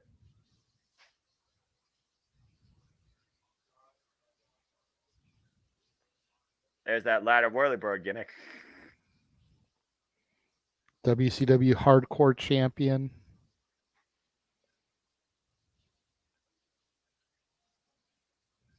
Oh, man. Terry Funk, 1944, 2023. That was tremendous. To Tokyo, Terry Funk was passionate. He was extreme. Texas to Tokyo, exactly. It was an exploding barbed wire match. I'm like, you all are freaking insane. And I'm so glad I've been given the authority to tell you now that this next tag team match is a Terry Funk hardcore match. Oh, whoa. Of course Wait a minute. Okay. What? Hold on. Time out. What? Oh, shit. And of course, it's with the Brawling Brutes as he's got Sweet Charlotte. JJ, James, it's fight night! Yeah, it is. It sure is. Oh, boy. And it's Pete Dunne and Rich Holland. Holland. Yep, thank Oh, you, my God. Thank you, JJ, for keeping it current with Bush. I hate that name. I don't care. I'm calling it Pete fucking Dunne, all right? I'm calling him Pete Dunne. Calling him Pete Dunne. I'm calling him Rich Holland. Not going by that Ridgeon, whatever the heck. What does Butch mean? Butch? Wasn't that Adam Cole's name? Egg. All right, James, you freaking triggered. You all right, bro? Yes, I'm fine. Well, coming up next, folks, as Cody Rhodes alluded to, it will be the Street Profits versus the Brawling Brutes in a Terry Funk hardcore match. And that is next on SmackDown Live. Oh, my God. That's brilliant. Boy. Had to get Sweet Charlotte brought to me after that Funker promo. I'm so damn glad you did. I'm so damn glad. I should have worn my lapel pin. I feel bad. Okay. So, as we're on commercial, I'm going to look at some comments real quick, and then we're going to get our takes on that incredible tribute package here. Thank you, Brandon Ruder, for tuning in. I knew Terry Funk, and I will be at his funeral next week. Good guy in person. Oh, wow. I know WWE because I used to work for them in 2004 to 2007 as a stage tech and knew Eddie and Chris before they both passed away. Oh, Jesus. shit. Did you knew Terry Funk passed away on Kobe Bryant's birthday and Bray Wyatt passed away on Vince McMahon's birthday? That job! Dude, that's crazy. I still remember when Terry passed away. Or I'm sorry, when Kobe passed away. Box, Mamba. Yeah. That was unbelievable. I remember we were at my uncle's celebration. Yeah. Do you want when that was all going down? Do you want to know how Terry Funk passed away from? And Marshall said Terry Funk did not pass away from cancer. Brandon here saying he passed away from Alzheimer's when he got that 2 years ago after his wife passed away from lung cancer. Jeez, that must have broken him a crazy amount if he got Alzheimer's after that. Wow. Jesus, yeah, I wouldn't Lord be surprised. Wow. Elizabeth, that's some PTSD if I ever heard it in my life. Post-traumatic stress disorder to the highest degree, James. I completely agree. My word. Wow. Elizabeth saying, forgot to say August 24th would have been my father's 58th birthday. Shall going to have Bray Wyatt pass on that day this past Thursday. Again, the fact that these two passed within a 24-hour span is still mind-numbingly baffling. Yesterday was my girlfriend's birthday. I know. Happy birthday to Caesar. Hope she had a lovely day. Just like I hope you had a wonderful day, JJ. Thank you. And Wednesday was Arlene's birthday. Good Arlene grief. Dominguez. Arlene, I hope that you had a happy birthday. I know that you're saving up for November. I promise you. Again, I am the voice of the people. You all super chat it. I'll do it, even though I'll never see eye to eye with you all. Anyway, although that could be a song you do in November. The Goofy movie. No. That's freaking $150 super chat. You know what? Since you brought up the karaoke and everything, very briefly, since we did say we would talk about it after the promo. All right. I'm going to do this in two separate tiers because there's two people. If we can raise $25 between some point over the course of this weekend, whether it's tonight, whether it's tomorrow's open mic night, whether it's all in, etc., then we will somebody on the panel will perform the Eagles' Desperado, which was Terry Funk's ECW theme song. Nice. I love that. For $50, somebody on the panel will do one of Bray Wyatt's themes. I call them whether it's Live in Fear, whether it was his more recent one, whichever one, but somebody will perform a Bray Wyatt theme. Okay, well there if you go. We can folks. get $50 in super chats. Be sure you keeping it small this time. Yep. Because it's not about that at the end of the day. No. But we can't just give it away for free either. I completely understand. And speaking of Bray Wyatt, here's another QR code to let you all look at the era of Wyatt, and we'll definitely talk about that. As of course, the era of Wyatt started when he won the WWE Championship at the Elimination Chamber, which of course led into WrestleMania 33 when he took on Randy Orton. And again, booking. We're not going to talk about that. Let me go ahead and read these comments. Speaking of Elimination Chamber, on the Shield DVD that I reviewed, which was supposed to go up yesterday, didn't get it up in time, was going to put it up today. Streams have been running long, and we're doing this now. Yes. So it'll go up some point this week versus the Wyatt. Miss Rero and JJ. I figured I could see the stream start slowing down, so I figured but what I was saying is that the Destruction of the Shield DVD that I just reviewed had the Shield Wyatt match from Elimination Chamber 2014, I want to say it was. Nice. And yes, that's one of my all-time favorite trios matches. I'll definitely talk more about that as we talk about maybe some of our favorite matches from Bray Wyatt. That match was outstanding, yeah. Yeah. Since we delve into the care, let me go ahead and finish these comments here right quick. What we got here? Anyway, first off, Brandon the Ruiner, thank you so much for that in-depth information, by the way. We greatly appreciate it. And thank you for your support and viewership. Emmanuel, trying to lighten the mood. I guess Terry will have his retirement match in heaven finally. Damn. Well, now he'll never retire.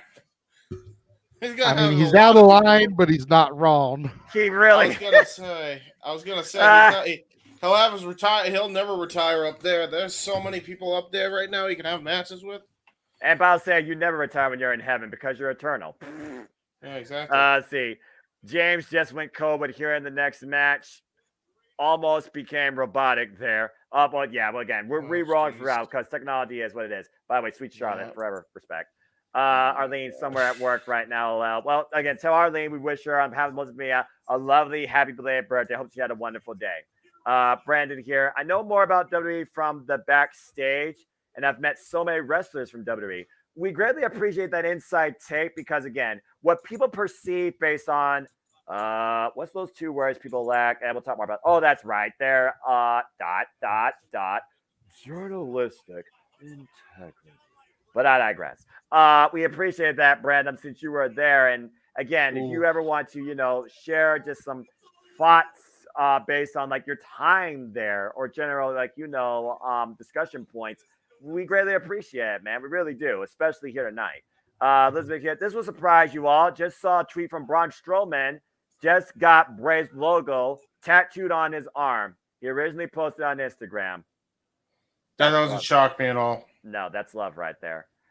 And Marshall, to answer your question, JJ Williams, I'm talking about Bray Wyatt changed the game and kept evolving over time similar to Michael Jackson did in music. Now that is accurate. That's fair. That's fair. All right. Well, we are all caught up with comments right now, so we'll go ahead and bring you back in to the action on screen as Butch with some drop kicks to the Street Profits now being under the, what do you want to call it? Business partnership or mentorship of one almighty Bobby Lashley, as Pete Dunne is looking for the never mind. I love this new serious side that the Street Profits are showing. They're still down to have a little bit of fun, but you can tell they're taking their in-ring competition a lot more serious. Jesus. Okay, that's ridiculous strength right there with the reversal swing and the freaking trot. Hey, new Hurt Business. That's cool. Hurt Business 2.0. Double underhook. Oh!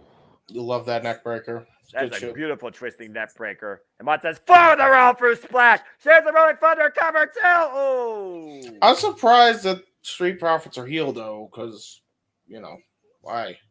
Well, see, that's the thing is they haven't officially declared themselves as heels yet. No. They've just started taking things a lot more seriously. They still do. There's a fine line there that they're walking between being baby faces that everyone loves, because you can tell the pops that they're still getting when they come to the ring. Oh, clearly. And being a full-blown heel. Well, as far as I'm concerned, you still got red solo cups in your entrance. You're not heel. Simple as that. God, the boxing of Mr. Angelo Dawkins is crazy. That was some crazy hooks he was throwing. I love it. I think Angelo Dawkins is highly underrated for what he brings to the ring. Besides, I agree. Nice. By Pete Dunne, baby. Yes, definitely the underrated member of the squad. Montez Ford is just such an athletic beast that you can't help but notice him. Right now, are you noticing this airplane spin of Butch on his shoulders, using him as a weapon, taking out the Street Profits? Hi, Terry Funk. How you doing? Airplane spin! Gotta make sure that he doesn't make Pete Dunne go dizzy there, spinning him too long. Someone play a spin doctor. She spin me right round and not get copyright strike. Good Lord! All right. Annihilated him. Well, again, when you're a former rugby player, you know how to do full contact. Just saying. Contact on contact. And again, Brandon, would love to pick your mind more. I mean, Jada, you talk about maybe a guest for open mic night. Maybe this guy right here can give us some inside takes on WWE when it comes to the environment. I'd be interested to learn more about that and sharing that conversation. Yeah. Wow! I'm down for it. Oh, nice tope. Brandon, are you on the East Coast or the West Coast? Let us know. Yep, definitely. Guys, the Almighty just arrived. Look at that suit. Bobby Lashley knows how to freaking look like $1 million without a championship. Absolutely. Just the 9, styling and profile with a smile on his face, despite the fact the Street Profits are down right now. Will they get back into this thing? We'll find out when we come back on SmackDown. And right now we are on a commercial. So let's go ahead and talk about what that QR code was about. And JJ, again, you weren't in the fandom during that era. They call it the Wyatt era. It was during the span of the year of WrestleMania 33. Prior to that, winning the WWE Championship, of course, at Elimination Chamber. Fast forward, of course, he had the match with Randy Orton at WrestleMania. It was what it was. I'm just going to leave it at that. But this whole feud that year was primarily around Randy Orton and Bray Wyatt. Randy Orton being part of the family, refusing to face him, and then screwing him from event, including burning down the house that Sister Abigail resides in. That, as you alluded to, I believe, James, or somebody did during my sleep predicting, he literally had what looked like a real mental breakdown as an apartment was destroyed at ringside. Randy Orton smiled sinisterly as basically Bray Wyatt was burning in his light. Now, you fast forward through a lot of that year, because Jinder Mahal was WWE champion. We all want to forget that. And honestly, I think that's when Bray Wyatt started taking a hiatus, because shortly after WrestleMania 33, when he lost the WWE Championship, I don't think we saw him again for quite a period of time. No, he had a feud with Matt Hardy that then became a team with Matt. Was it during that year? Yeah, he put him in the Lake of Reincarnation, which is where I think the early Fiends signs kind of started. And then he kind of became what he was. And then Matt Hardy became, I am woken. Yes. Yeah, they really screwed the pooch on that. It is what it is. And of course, they became WWE Tag Team Champions. And at one point, we got the 2 1-on-1. It's like, applaud. Yeah, yes, applaud. That's very good. Wonderful. And of course, they had a 1-1 match. And then returned while freaking Bray Wyatt and Matt Hardy were the Raw Tag Team Champions, which was that whole itself. That whole thing, Matt Hardy posted like stuff about Bray and Jeff and him during those segments. That was crazy to see.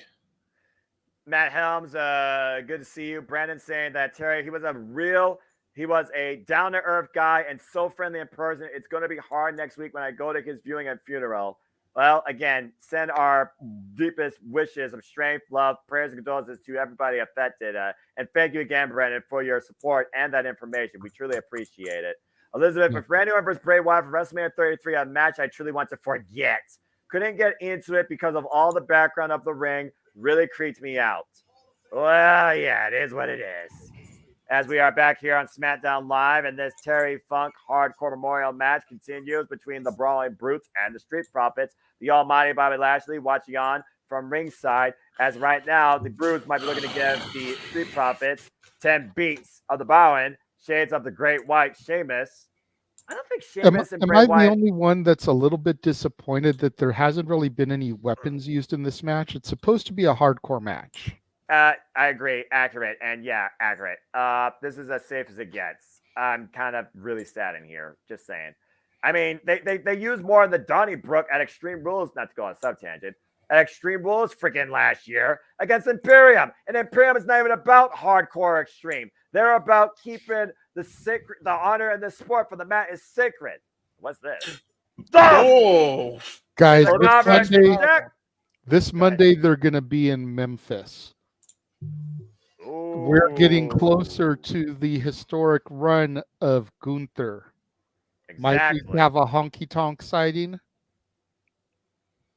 I mean, I think it'd be fitting. I don't think Imperium are fans of his music, though. Just saying. I mean, they're a fan of the arts, as we know. I'm just saying, if there was ever that opportunity to bring him out to try to dethrone Gunther prior to the reign being surpassed, Monday in Memphis is the way to go. I agree. I just wonder again who, as we know, it was Chad Gable that won via count out. But is that really a win, or is that just more a survival tactic? I'm just saying. You know what? When Gunther has not been pinned or submitted since coming to the main roster, a victory over Gunther is a victory. Electric chair, blockbuster, doomsday device, cover, trace the arm, and oh man, Butch with the save. Take a look at the replay here, JJ. Look at this. Jesus, what a float over blockbuster off the electric chair position. I swear Montez Ford could clear hurdles as high as the friggin' basketball net. See, and that goes back to my point earlier. Is like Montez Ford is such a physical, athletic specimen with the stuff he does in the ring. That just goes to show like why Dawkins is so underrated. You can't take your eyes off of Tez. But you can take your eyes off the action right now as all four men are down off that exchange of insecurities and clothes. I have Rich Holland getting the final shot in as Bobby Lashley's trying to reel in, let's just say his newest business partners back into this match. Again, how much influence has Bobby Lashley had on the Street Profits besides the fact they style and profile and have a new finisher? More so than not, we're seeing the Street Profits as we normally do. Incredible athleticism, but some high-risk antics that the audience feeds in. Yeah. And now Rich Holland might be looking to take, I think that's Angelo Dawkins for the ride. Finding himself inside. Superplex! Notice the way he broadened his base there to try to get sturdy enough for that suplex. And once again, Montez Ford goes for a cover after a beautiful splash to your point, JJ. And we talk about the splash hyperextending. He did that. Went for the cover. And Butch, once again, breaks it up. And to your point also, no weapons yet in this match besides each other. Take a look at the replay here. Again, Montez Ford fly like an eagle. Look at that frog splash. But again, overshot and rebound off the bounce. And look, Pete Dunne's finally going for weapon. What is it? Oh, Table. I'm not uh-ohing the table. I'm uh-ohing what Bush just did. And technically speaking, there are no disqualifications in this, I believe. So I wouldn't put it past Bobby Lashley to get involved in this on behalf of his latest venture. Let's just put it out. Let's just call it that. Venture. Yeah, venture. Well, I mean, deal. Yeah, let's you make profits, you make a business deal, and you see how it works out for you on this venture. You know what I mean? You make the money. Gotta make money. And right trying now, to make a profit with his profits. Yeah, I just see it writes itself. It's not hard to book. It's hard to finance. Quote unquote, Jeff Meacham. Then meanwhile, Montez Ford, no way. Got him set up for that rock bottom. No way. No way. Now Rich Holland find back, though, to your point, JJ. And again, the power of Rich Holland, former rugby player. Once again, though, Angelo. What the hell? Oh! 2-for-1 special for the Brute on the Street Profits. Meanwhile, Pete Dunne says, make a wish. That joint manipulation that he's known for. I don't know what I want. I don't know what's worse, a wishbone or a paper cut. And meanwhile, Angelo Dawkins on the table. Oh! And Bobby Lashley just pushed Pooch on the apron. Spear! Jesus! Tore Pete Dunne in half there. He just sent back to England with that. Izaguri by Montez Ford to Rich Holland. Angelo Dawkins. Rebound off the ropes. Pop up. Oh! Through the table, the Profits make profit and win this hardcore match. Well done to the Profits there. Picking up the victory in the Terry Funk hardcore match. Yeah, what do you call that move right there, JJ? Again, I'm not sure what they call it. You talk about what Bobby Lashley has trying to been endorsing in the Street Profits. Look at the replay here. This was a pretty good match. You saw Bobby Lashley. I knew it was going to get involved on that occasion. And like you said, boom! That's a spear and a half.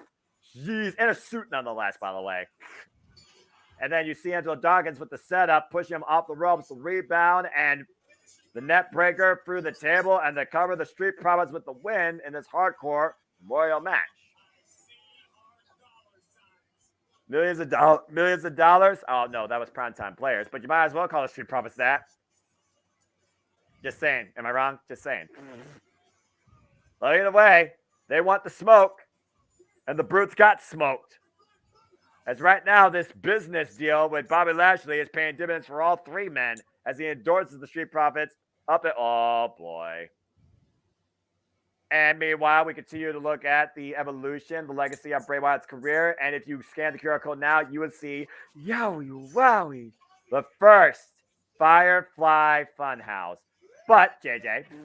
Looks like we're going to get a little bit of SmackDown's most popular superstar, one L.A. Knight. Yeah. As he comes to the ring next on Friday Night SmackDown. let's go ahead and take a look at some comments here as we're on a commercial. So Brandon apparently knew most everyone back in 2004 through 2007.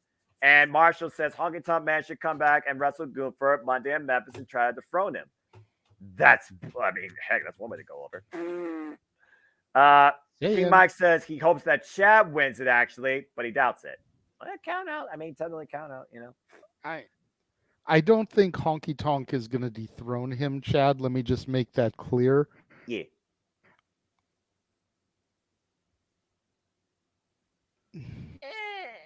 Just saying. Emmanuel, Eric Rowan's still part of AEW, like I saw him out there. Eric Redbeard is a freelancer, but at the end of the day, Eric Rowan was a member of the Wyatt family. Simple as that. Brandon the Ruiner, it was fun working with them when I started to get a little glitchy in my feed. Oh, gotcha. Reroll. It was fun working with them when I was a fan, and then I was a worker for them. It changed a lot from being a fan, watching it, and then seeing more as a worker and seeing different things in WWE. Again, behind the curtain. Just saying. Yeah. Marshall, let's see here. Asking what Brandon was. Brandon and Eric Rowan is a private indie show, so there you go. And Brandon, by the way, he was a stage tech and a video person. Oh, nice. There you go. I always appreciate production and connection. I mean, as one that does AV for church and works IT for 12 years, respect. Let's see here. King Mike with a thought here. Maybe we'll get Bobby Lashley versus Sheamus. Payback? That would be good. I mean, it writes itself. Let's see here. Brandon said he left 2007 because he got paid more from a rock band, Hinder and Nickelback. Look at this photograph. I'm not saying Nickelback. Don't get any ideas. Anyway, Marshall here saying it was a disappointing match. It could have been better, but at least we got a table spot. The only weapon. Bullcrap. Just saying. Raymond says, what do you think? Well, we can talk more about that later. Elizabeth here. We'll talk more about Monday Night Raw maybe after the show, Raymond, because Becky Lynch and Zoe Stark, meh. Elizabeth, what I mean by a long night, by the way, 1 hour from now, figure skating 3 a.m. and 1 victory 2023 and figure skating, but this is about honoring Terry Funk and Bray Wyatt. Have one more fun fact. Well, please let us know what that is. And again, chat, please let us know your thoughts about everything you heard tonight and your takeaways from Terry Funk and Bray Wyatt. We really appreciate you and tuning in and engaging with you. And as always, please let us subscribe, comment, and tell a friend. So we talked about the genesis of Bray Wyatt. We talked about the era of Bray Wyatt. Let's go ahead and shift gears now to, again, after the whole broken tag team championship run, we'll let James kick this bit off. James, Bray Wyatt took a long-term hiatus, but then we got these subtle teases of, would you like to be my neighbor? Yowie, wowie. Why don't you go ahead and give us some of your thoughts what became the Firefly Funhouse era, Bray Wyatt? Yeah, it was I did not know what to freaking expect at a point. I was actually annoyed at the first night after the Raw after Mania, because that was the first time we saw Bray and Mons, and I thought he was just going to go full on Mr. Rogers, and then it was to bring out the Fiend and turn it in his head. It was different. I liked it. It was very violent, very fun. Very nice, very evil. Very nice, very evil, as Danhausen would say. I miss him. Yes, of course we wish Danhausen, of course, his best to get well. We're back here. Shawn Michaels. My deepest condolences to Wyndham family and friends. Please let them know it's our thoughts and prayers. Sami Zayn had a hard time accepting death. Now is strong. I'm shot. R.I.P. Share some good times. L.A. Knight. The face to face. Yeah. Natalia, my heart breaks for Wyndham and his family. You are always so nice to us ever since we were kids. Mick Foley, this is awful news. It's terribly sad. He was a true visionary. Damn right. Compelling. Io Sky, so sad in Japanese. My condolences to Bray Wyatt and his family. John Cena, devastated by the news. Forever grateful for the moments we share. Sad day as we all reached around the world. For those that he reached around the world. Accurate to 110%. Oh, man. Let's see here as we take a look here. Elizabeth, what's your fun little fat? Back in high school, Nathan Wyatt wrote, TNA, I'll be there one day. Who would have thought that I'd get to see a Wyatt, just not him? We'll miss you, Bray. Amen. Brandon the Ruiner says he also knew Ashley Marazzo before she passed away, too. Massaro, I'm sorry. Oh, Ashley. Oh. And March. Little tidbit about Ashley. Go ahead. Jeff, of course, used to promote women's wrestling with a federation called Wild. The guy that ran Wild, gentleman by the name of Travis, was having Ashley come in. I want to say she was going to be their commissioner or something to that effect, authoritative figure. Because she was in the area and was doing work with him, he brought her over to the original Casa D18 Studios. I have a picture with her in my apartment. Wow. That's a moment. That's a moment in history right there for darn sure. And again, another person that was taken away way too soon, in my opinion. And definitely somebody that I never was disappointed in seeing. Just saying. He's glitching again. This is going to be a thing. Anyway, he's fine. But anyway, let's see here. Brandon says, "Yes, I do know Paul as I knew him, as you know him as Triple H." So yeah, Brad. Well, again, when you work in the video thing, I mean, you have to get an in-depth idea of who everybody is to a degree, because Stone Cold said best on, I think it was Raw 1000 or their 50th anniversary. It's everybody from the ground up, from the fans to the workers, to the staff, to the gaffers, to insert name here, that make all of this possible. Period, point blank, simple. Now, meanwhile, we got a TM Sports skit here with the Miz after losing to Akira Tozawa on Monday Night Raw. And I got to wonder what's on the A-listers' mind here. Again, I don't watch TMZ, but yeah, it's WWE, so I mean, it probably feeds into, you know. The only time I watch TMZ is when I tune it to Fox for SmackDown prior to the show kicking on. Right?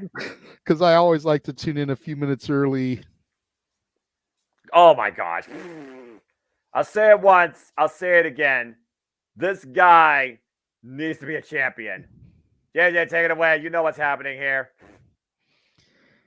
It's SmackDown's most popular superstar. You know, I think back to an old Triple H t-shirt. Game over? You're damn right I'm over. Yeah. That is LA Knight. Yeah. We're talking about the mega star, the guy that you might as well get on the gravy train of success, because he is far from being off the rails. LA Knight, yeah, is on SmackDown Live and is in action one-on-one against Finn Balor. That's coming up next year, tonight, on Friday Night SmackDown. And they said, by the way, in tribute to Bray, this is the Bray Wyatt tribute match here, because both guys had it was Bray Wyatt as a character, like when he transitioned into the Fiend. It was like his most prolific Fiend feud. Yeah. So started the Fiend. Yeah. The Finn Balor and LA Knight. So his first feud as the Fiend and the last feud that he had in WWE. Well, in the meantime, before we talk to you all, how about LA Knight talks to us? Because he's about to grab a mic, and you know what that means. Everybody Almost makes me wonder if they're going to resurrect the Demon for tonight. Oh, that's a good point, JJ. It wasn't the Demon that didn't face the Fiend either. Tonight's about Bray Wyatt, he said. Yep. I mean, excuse me. Yeah. Oh man, he's emotional. Yeah, this is hard for him.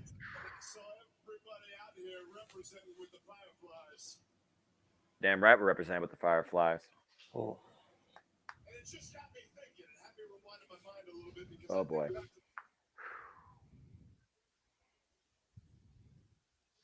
Forever Firefly. The man's thinking. He's thinking. I mean, again, we haven't talked about the latest era of Bray Wyatt, which I know we'll go into. And we'll talk a little more about Firefly Funhouse, because good points, by the way, James, because let me let LA Knight finish, because you don't disrupt LA Knight. Yeah. Just look at his eyes. Dude's trying his best not to break down. You could literally see it.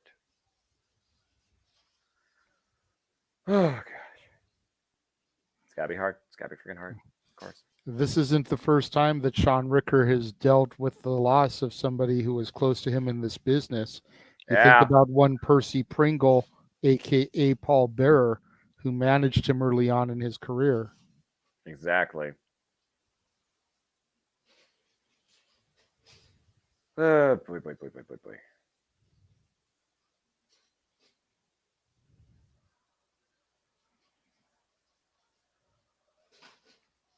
And that was an emotional night for him too. I remember being there that next show and him having to cut a promo similar to this in the ring.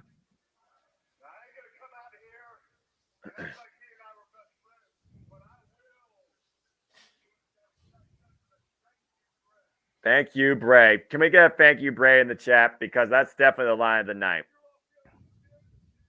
At least here, this moment. All right, now let him talk to you.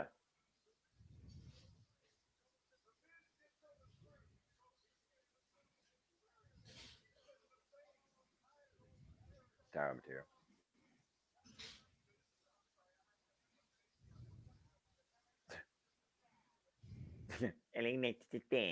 Oh, that's too good of an impression. Yeah. Oh, what the hell? He's so damn good. Damn. Oh! Accurate.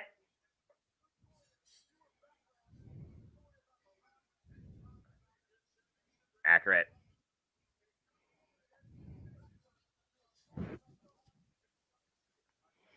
Damn. I told you.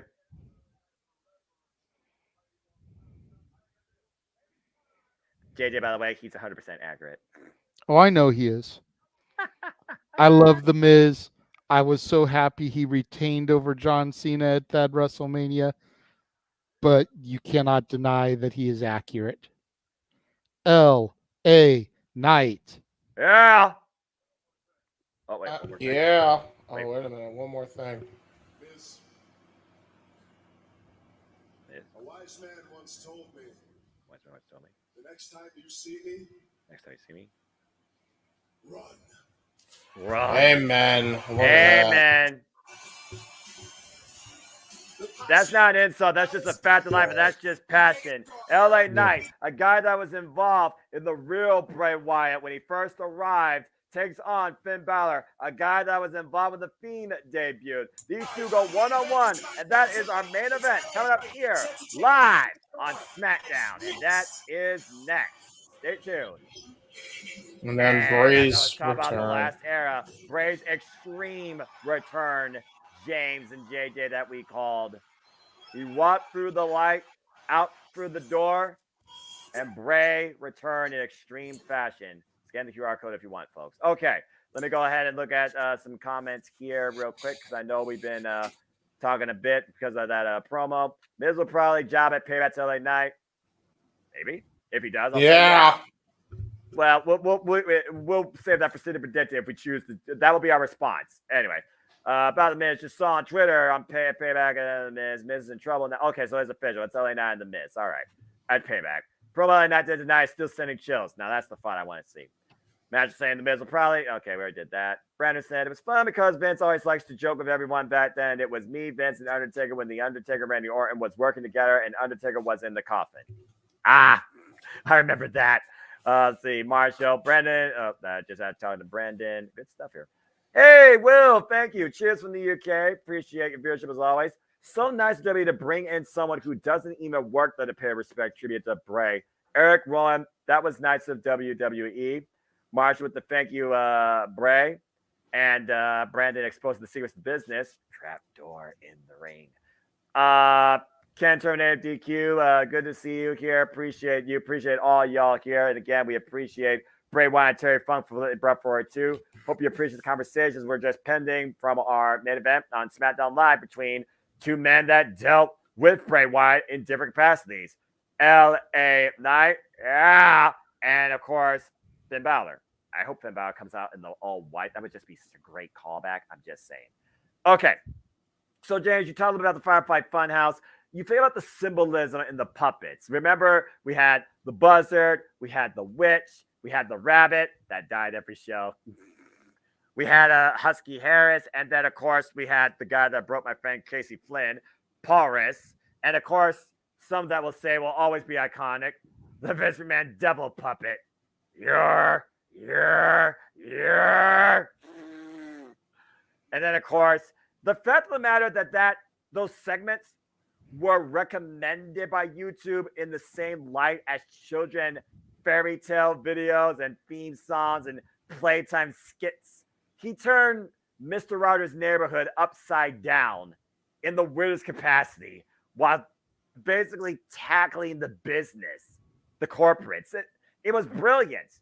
And of course, as we saw, it was about introducing him, and that him became the Fiend when he was let in. Of course, I saw that debut live at SummerSlam 2019 in Toronto when he took on Finn Balor. It was surreal. It started off with, "We're really glad that you're our friend, and this is a friendship that will never, ever end." Darkness, Cold Orange. Out comes this. What the hell? As we get ready now, as we come back to SmackDown for our main event, again, we talk about the Fiend, the legacy, the fact that the Fiend was a being of immortality, couldn't feel pain, couldn't be beaten unless you tried to kill him, like Seth freaking Rollins did in the Hell in a Cell nearly. And, of course, Goldberg apparently was the entity that even the Fiend can't overcome, but that's a different story. And, of course, we talk about the Fiend and the influences he had, of course, with one Daniel Bryan, where Daniel Bryan, of course, lost his hair. Just to say a few things about the Fiend saga for me, and, of course, Firefly, Funhouse, Bray Wyatt. Of course, Alexa Bliss became part of the whole shenanigans during the pandemic. There's so much we could say about it, seriously. Anyway, I just really appreciated that era a whole damn lot, and the Wyatt family era, too. Before we get JJ's thoughts of the era he became known for, and we even called, of course, the Extreme return. We're back here on SmackDown Live as LA Knight is about to go one-on-one against Finn Balor ahead of what's now official for Payback. It will be The Miz and LA Knight one-on-one, and we will see truly who gets the win, as the Prince looks to not miss tonight, and he is not adorned in white. He is endorsed in the black and purple as Judgment Day has arrived on SmackDown Live. I believe this is the first time ever one-on-one encounter with these two as well. And, of course, yes, it is. Finn Balor has had his own issues on Monday Night Raw within Judgment Day, particularly with somebody trying to become maybe a part of it or influence it. It won JD McDonough. And it all seems to surround JJ, Damian Priest, Money in the Bank briefcase. I hope JD gets to come into the Judgment Day, man. I mean, they can even say that the JD stands for Judgment Day. Like, it just sounds so simple. Yeah, right? What's that quote Jeff said? Again, it's not hard to book. It's just hard to finance. And WWE, that doesn't imply they are not Bizarro, but they are the Twilight Zone, where that quote is reversed, because they still struggle with that to this day. Referee Jessica Carr for this main event contest here. It is Finn Balor and LA Knight. Finn Balor in the white boots tonight. That's a nice little callback to 2019 SummerSlam. Con El Attack kicking things off here. And let me just say, as we begin the main event here, thank you to everybody that's watching. All the channels are being watched right now. We greatly appreciate you guys tuning in for this very special watch-along event. It was very much a last-minute thing, impromptu. Me, Noah, and James decided to do during Simply Predicting. So we thank you guys for tuning in and joining us as we do this very casual watch-along for SmackDown as they pay tribute to both Terry Funk and Bray Wyatt.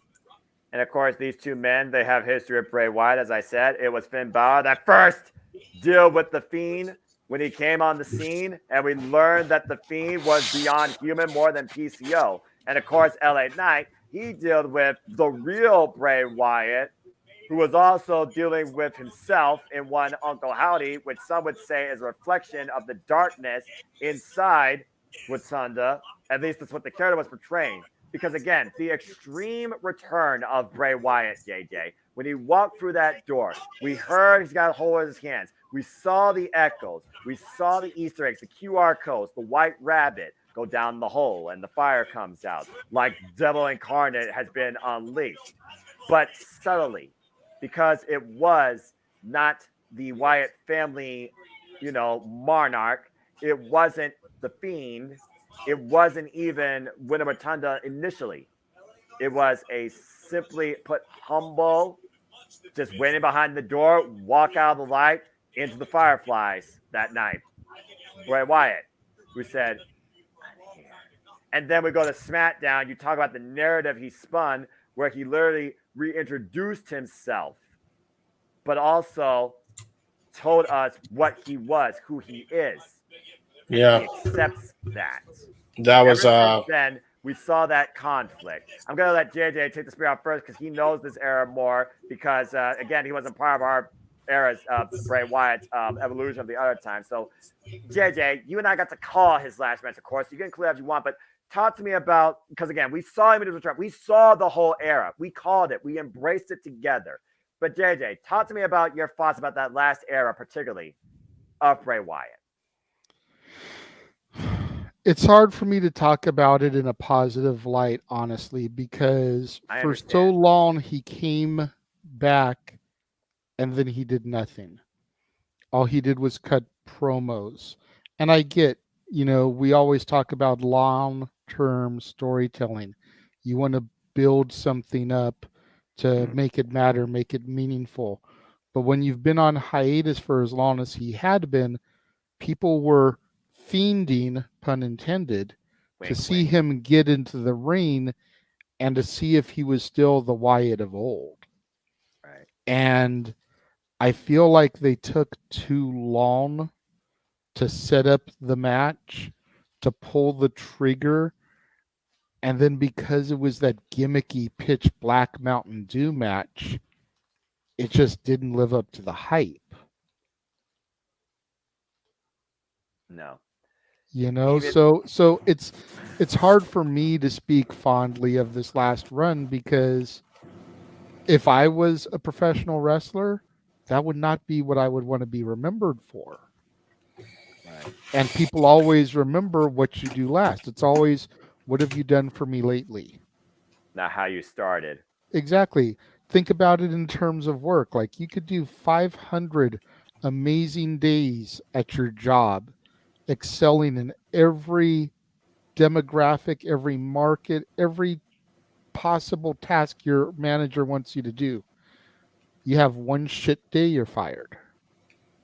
Pretty much. It's almost like they demand perfection. And truth be told, people do say Vince has a superiority complex, but it's more so his identity of perfection. Bray Wyatt flexed that quite a bit. And at the end of the day, Vince marketed the hell out of it, including, might I add, a $6,500 replica of the Fiendish Championship that the Fiend held during his run, even before he was burned alive by Randy Orton. I almost forgot about that during the freaking pandemic. And let me just say, as easy it would be to run Vince down, it's not what this is about tonight. No. Let's leave that alone. I'm just people in the chat room, Yeah. because again, I can't see comments. Yep. People in the chat room, let's not badmouth Vince because of what he did wrong with Bray Wyatt and the Fiend. Exactly. Let's just leave that alone, and let's remember what was done right with the character. Yeah. And again, of course, that Shatter theme, which was a reflection of the heartfelt, in a way, emotional, open, how's that pun intended, Bray Wyatt. Let's go ahead and look at some comments real quick before we get back to I think we're getting close to the end here.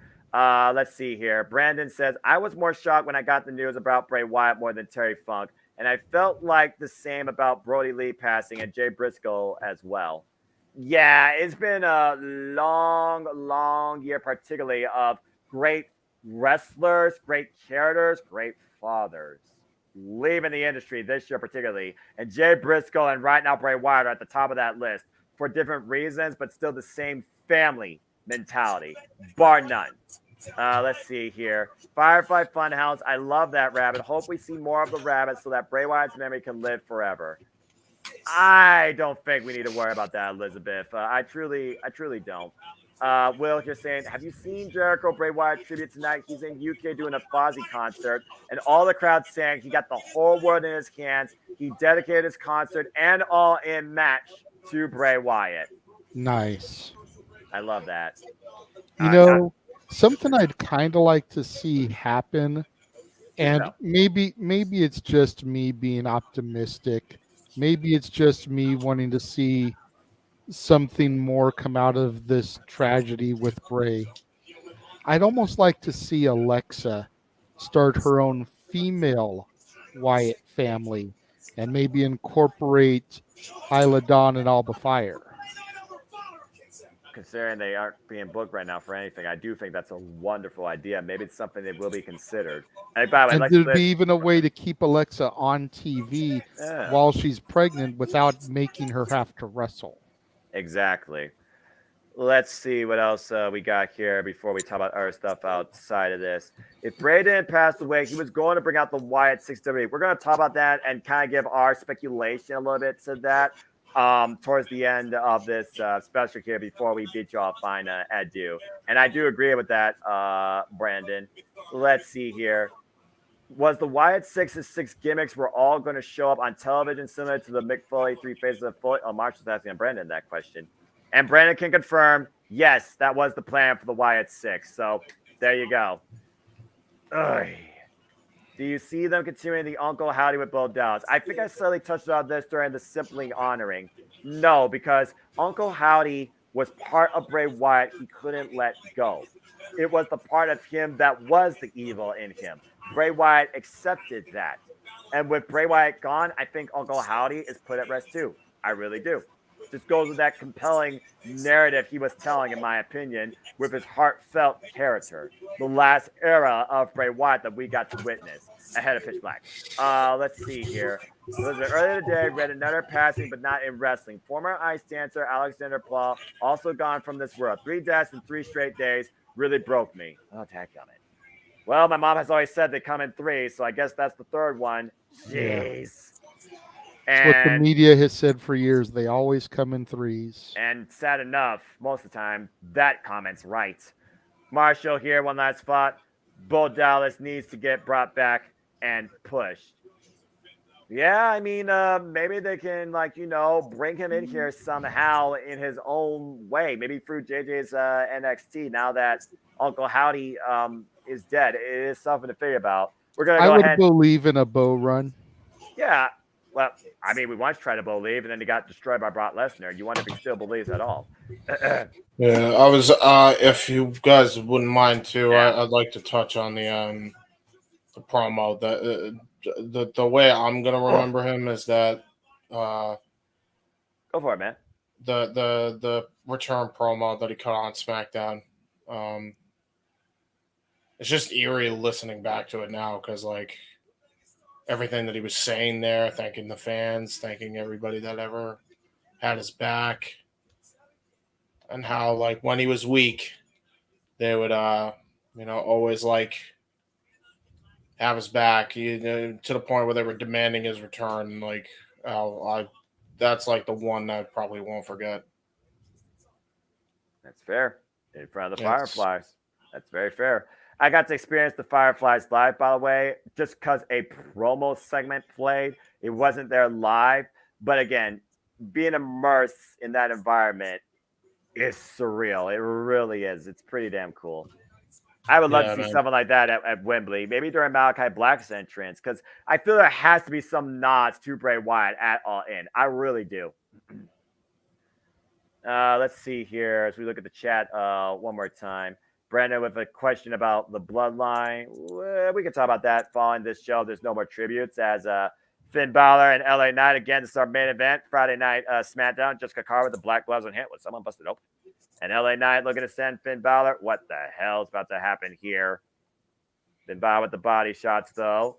And again, Finn Balor's in need of a win. He has not gotten a big singles win in quite a period of time. I think we talked about this with somebody else. Look at the agility of LA Knight like a cat. Superplex.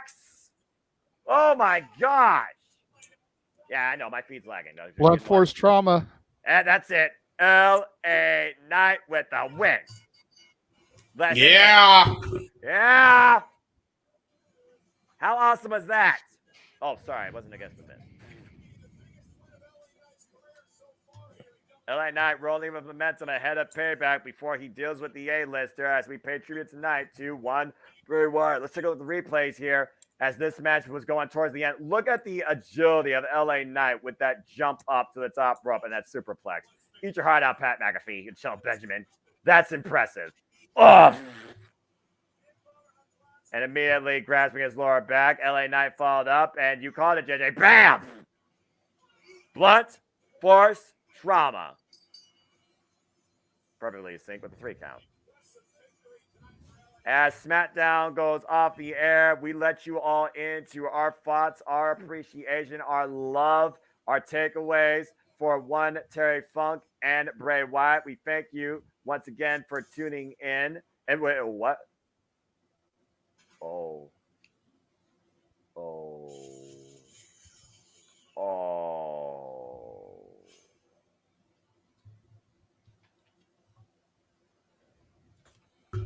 Oh, shit, the lantern. Wait, Whoa, wait a minute. Huh? What the hell? Oh, it's the Titan. One more time, chat. One more time. Put your cell phones up in the air. Turn off the lights. Let him in and say thank you to Bray Wyatt. Follow the buzzer.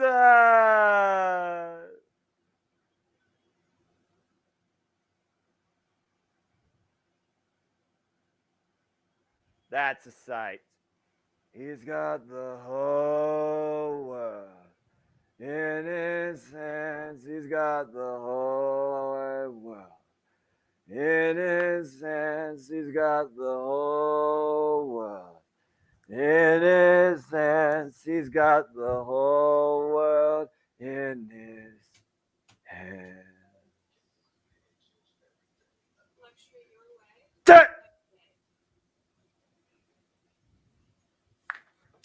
That's that. That is that. Awesome. Thank you.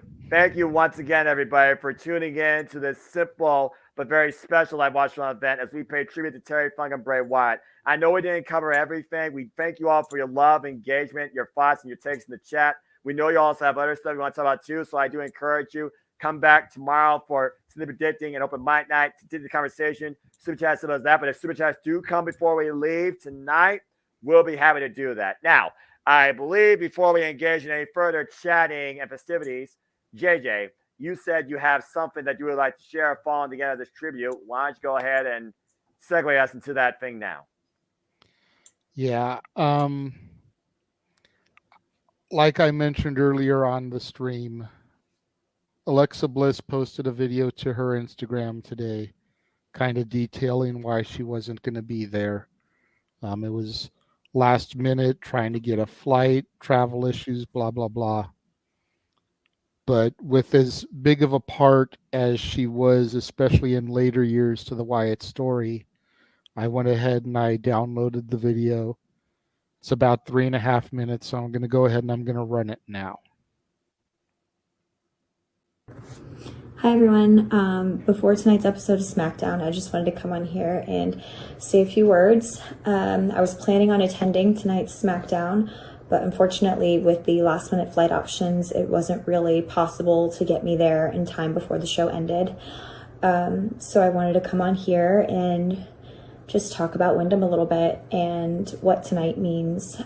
And first, I wanted to say, I'm sending out so much love and thoughts to Wyndham's entire family. We are all here for you, and we are so sorry for your loss. I know tonight's SmackDown is going to be a celebration of Wyndham and the Bray Wyatt character and everything Wyndham has done in his life and career in WWE. So I'm going to try to keep this as positive as I can. Wyndham is an incredible person who we have all loved for years, and he is just so friendly and lights up a room and is so creative. He's a creative genius who brought us all the amazing gift of Bray Wyatt for the last so many years.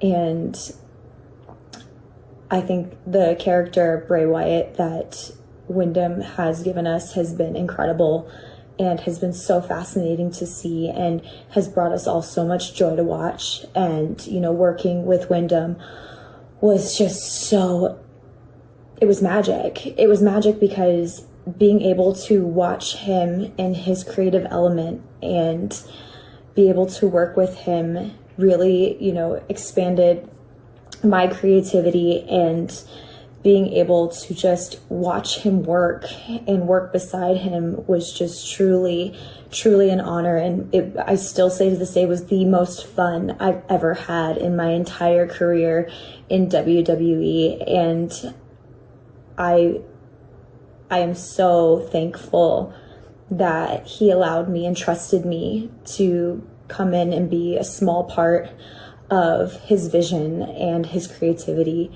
And unfortunately now there is a huge void in our world and in the WWE universe that no one will ever be able to fill, because Wyndham was so special and everything he brought to us was so special. And I think we should all be so grateful for that. His creative genius of the Wyatt family and the Fiend and the Firefly Funhouse has really opened up all of our minds and opened our eyes to a whole nother world in our industry that none of us could have ever thought imaginable. And I just want to say, Wyndham, you know, you've brought so much joy to everyone around you and to the millions who've loved watching you week after week and loved watching your journey and just see your creative genius unfold. We will continue to celebrate your life, your legacy, and the amazing human you are. And we will continue to light up the sky with fireflies. And we all love you, Wyndham.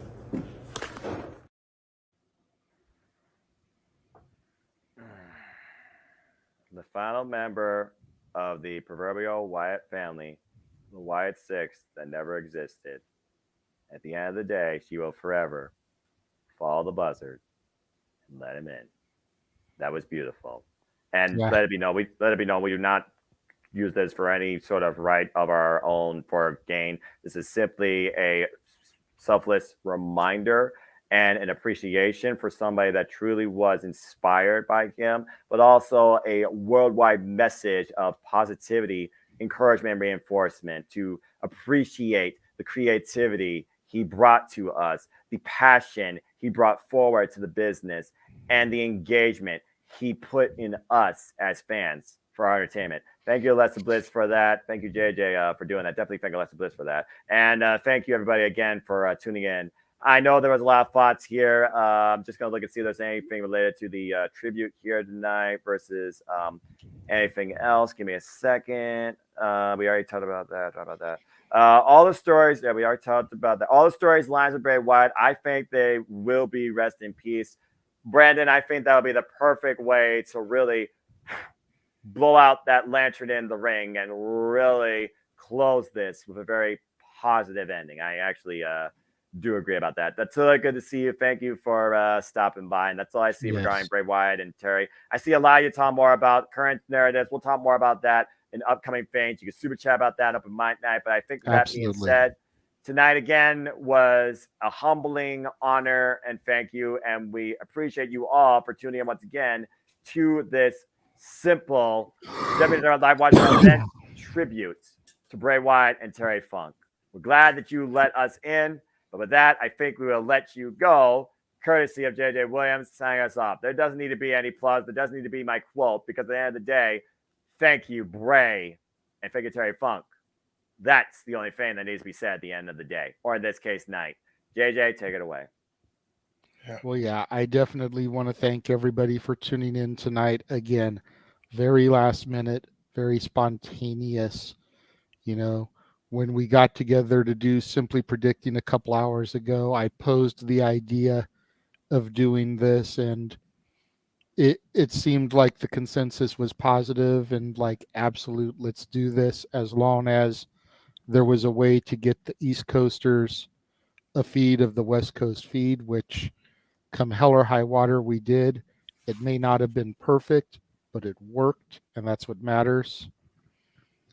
Want to invite everybody to tune in tomorrow, of course, to open mic night. That is the one plug I'm going to do. We will be discussing Terry Funk and Bray Wyatt more there, as there's people that will be on the panel that haven't been able to give their thoughts and their feelings and their emotions on everything yet. So we will be doing that. We also will have plenty of other topics to discuss. So we're not just going to be heavily focused on this, because I feel like between the No DQ stream last night, between Jeff addressing it last night on Talk Wrestling, between your tribute stream prior to Simply Predicting, and some of the other ones, I feel like we've gone really in depth, especially as far as Bray goes, but it's not something that can be ignored either. So it will be addressed along with some of the other topics. Yes, James, very quickly. The only plug I'm going to give as well, Bray Wyatt related. There'll be 2 Wrestling with Idiocies. Originally, we were going to combine the both into one, but we're going to separate the 2. On Tuesday, we will be releasing our favorite Bray Wyatt memories. Myself and Casey Gallagher, Wrestling with Idiocy, on the Insanity Works Incorporated channel. That will probably wrap up everybody's thoughts on Bray. So, yeah, 2 more things, kind of giving some remembrance to the man that was Wyndham Rotunda. There you go.